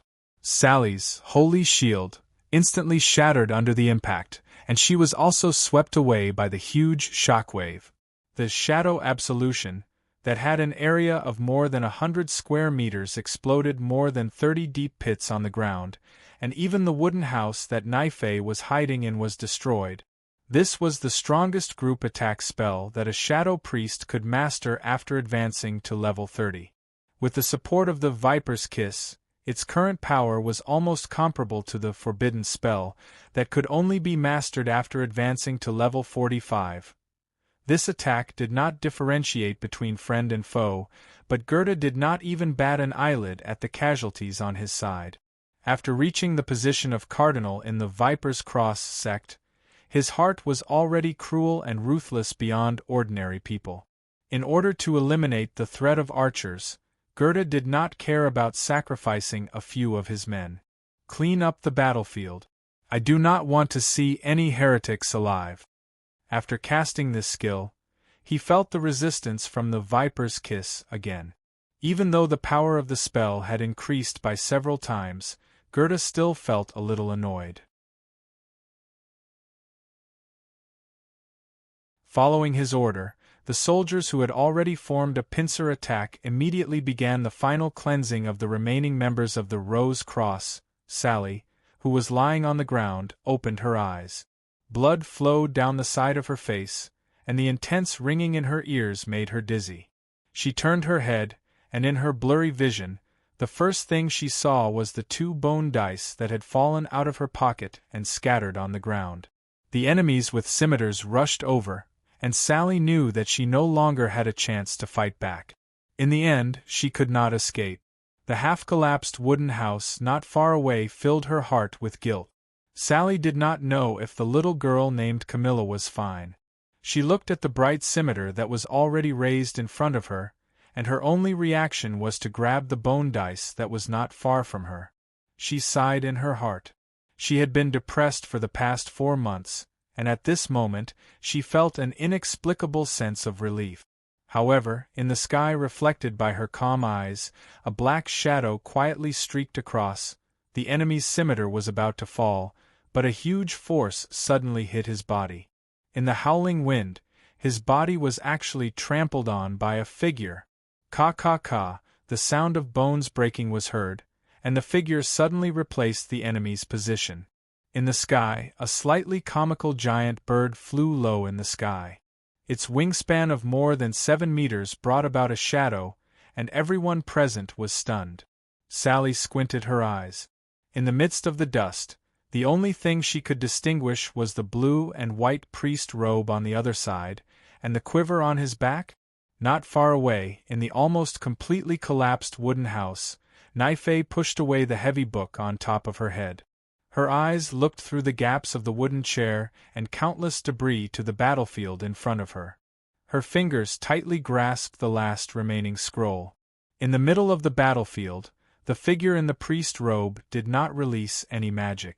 Instead, he raised the short bow in his hand, stepped forward, and instantly began to shoot at a terrifying high speed. It was hard to describe what Roddy was feeling at this moment. He never thought that he would see the scene of Sally lying in a pool of blood, and even more so, the wooden house that still existed in the year 594 would be blown to pieces at this moment. Sally was seriously injured, Naife's life was unknown, and the Shadow Priest who was above level 30 was the mastermind of all this. Was the enemy strong? Strong, so strong that Roddy only had a 20% chance of winning. It was extremely stupid to attack at this time, not to mention that there were so many enemies waiting for him to launch a surprise attack. But did he have a choice? Without any nonsense, Roddy directly jumped down from the back of the needle-tailed sand cone. With his strong physical attributes, he withstood the impact brought by the acceleration of gravity. Then he raised the short bow and faced all the threats directly. The unprecedented panic and anger since his rebirth had all turned into the power of calmness at this moment. In his eyes, there was only the figure of the enemy left in the world. Full of vigor, activated. Rapid shooting, activated. Arcane shooting, instantly poured out like a torrential rain, and the sound of the bowstring being pulled was continuous. From near to far, the soldiers, knights, and even the shadow priest could not dodge in time. On the spot, they were hit in the heart or throat by the flashing blue arrows, and directly fell to the ground. Looking at his back view, Sally, who was lying on the ground, thought that she was hallucinating. That figure dressed in a robe was repeating the actions of retrieving the arrow and shooting the arrow, with actions that she couldn't be more familiar with. Everything was just like what had happened in her countless dreams. That silly, slow-witted, yet extremely powerful fellow stood in front of her, protecting her and repelling all of her enemies. Fingers tightly holding the voodoo die that Roddy gave her, Sally took a deep breath, but did not dare to make a sound. She was afraid that this beautiful dream would be broken, and the cruel reality would be revealed. However, this dream did not seem to be broken. After shooting 6 arrows, the guy in front of her casually threw away the short bow. Facing the charging enemies, he pulled out the short sword from his waist, bent down, and slashed horizontally. It was still the familiar figure, but his movements were faster, more powerful, and more brutal. In just 3 seconds, 2 soldiers who were charging at him had their heads chopped off. Blood splattered everywhere, and a red potion bottle was thrown to Sally's side. If I was 1 step slower, I would never forgive myself for the rest of my life. When the calm words came out, Sally finally confirmed that all of this was not a dream. She suddenly exhaled. Looking at the face that was no different from her memory, she wanted to show a smile, but after a ha sound she could not help but burst into tears. In an instant tears covered her face. He is still alive. He is not dead. He came to save me. Sally looked at Roddy, who turned around and continued to slash. Her fingers loosened the voodoo die, and then gently pinched the red healing potion.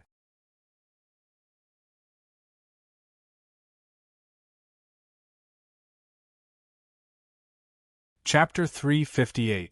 It had only been 30 seconds since Roddy descended from the sky, but more than 10 people had fallen around him. Arrows pierced through their hearts, daggers beheaded them.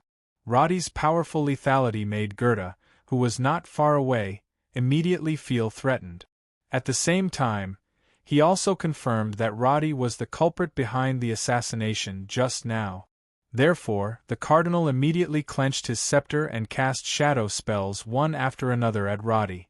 Shadow Word, Pain, Shadow Shock, Ethereal Touch, and almost at the same time, followed by shadow arrows that were almost instantaneous. Faced with the overwhelming spells, Roddy expressionlessly activated Sprint.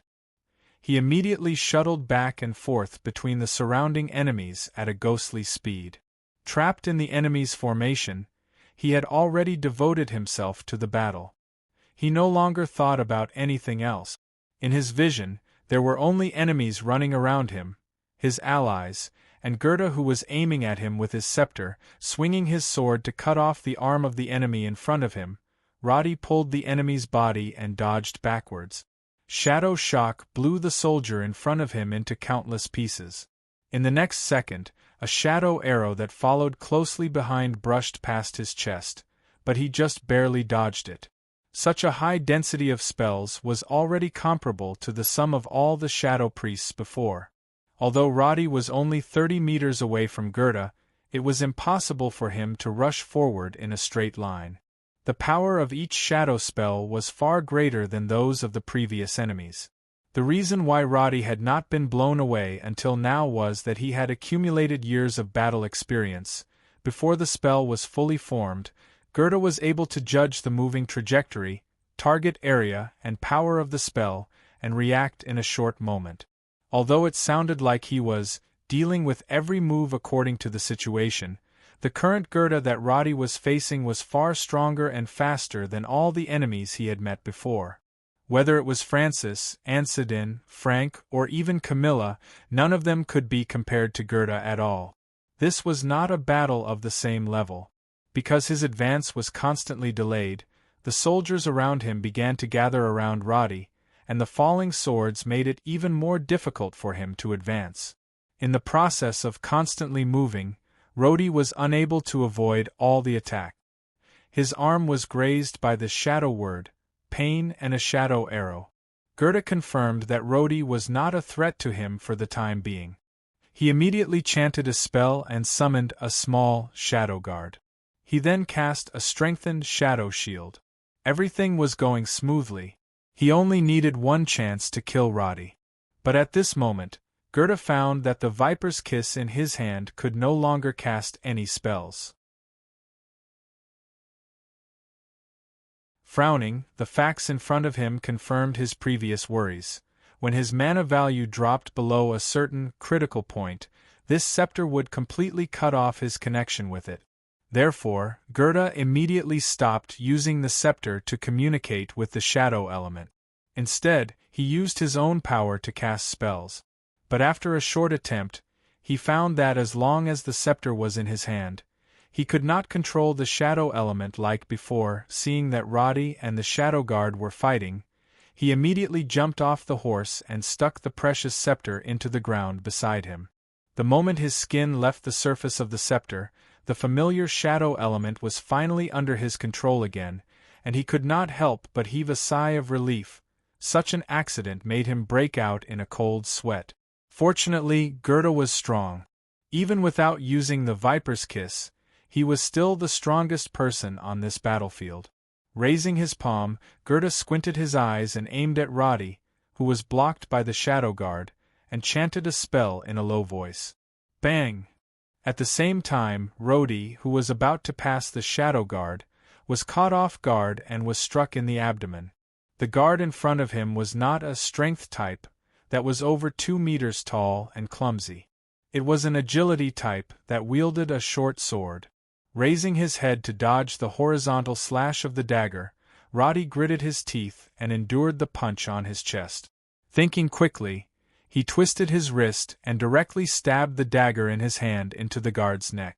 Facing such an attack, the shadow guard, who was not afraid of physical attacks, did not dodge at all. The dagger in its hand went straight for Roddy's heart again. But Roddy did not pay attention to it and directly activated the active purification of the Blade of Purification. White light bloomed in an instant.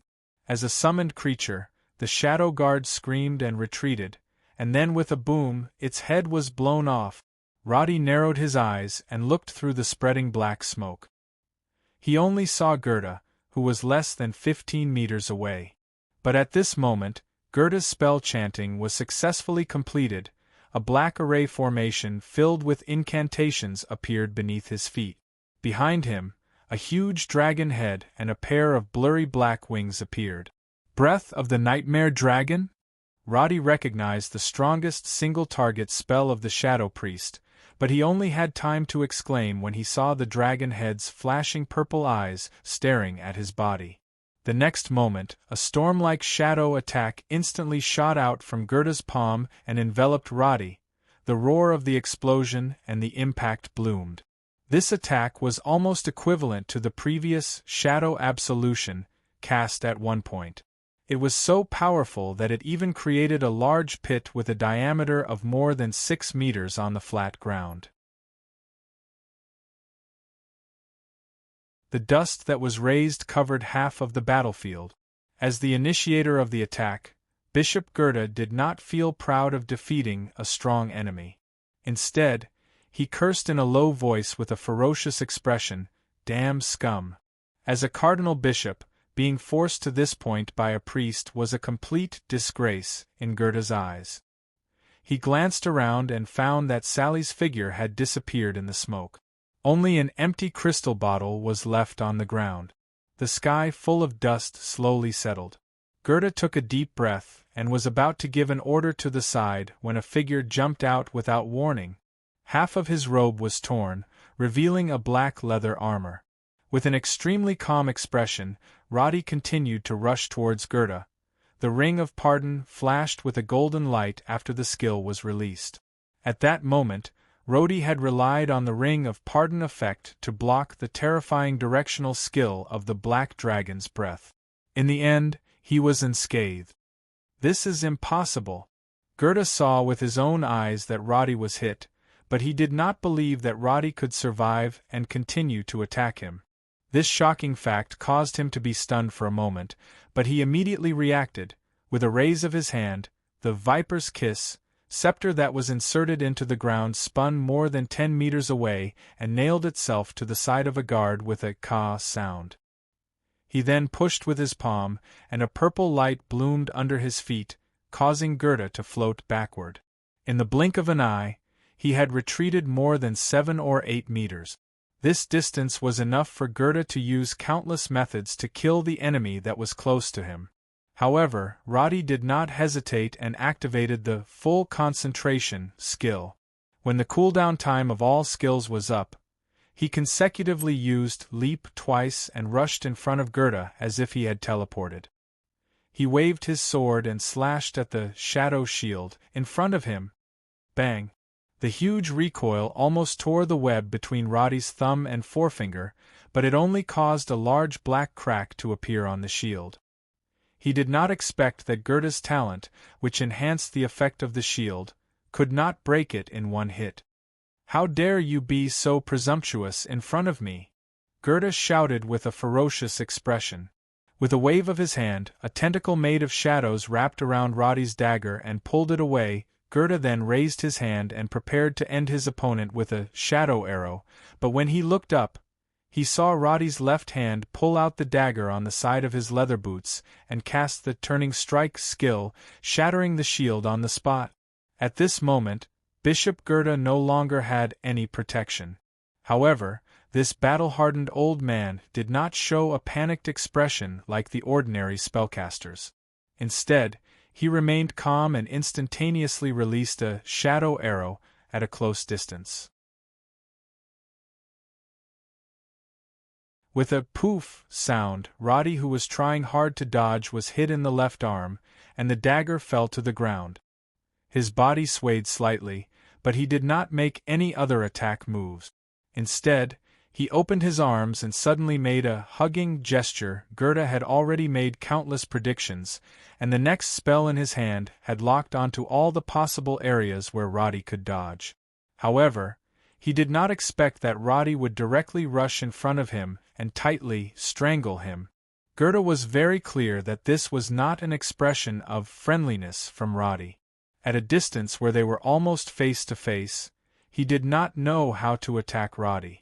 If he were to use a shadow arrow on Roddy's back, the only result would be that he and Goethe would be pierced through. What was he trying to do? Just when Goethe was hesitating, he heard Roddy's incomparably cold whisper, "Are you ready to go to hell together?" At this moment, there were many soldiers and knights who wanted to help. However, after the two suddenly hugged each other, their attention was collectively attracted by a huge figure that suddenly appeared in the air. The needle-tailed sand cone spread its wings and swooped down from the sky. It flew at an extremely low altitude from afar and flew straight towards the two people in the middle of the battlefield. The flight acceleration skill was activated. The magic pet that Roddy had tamed suddenly accelerated in the air, and then aimed its long spear-like beak forward. Roddy's face showed unprecedented madness and malevolence. He tightly strangled Goethe's body, and the corners of his mouth curled up strangely. "Come on, poof!" In the next moment, he and Goethe, who could not dodge in time, were both pierced through. You're tuning in to the Phoenix Knights YouTube channel. Don't forget to subscribe and join us on this journey to catch the most captivating stories.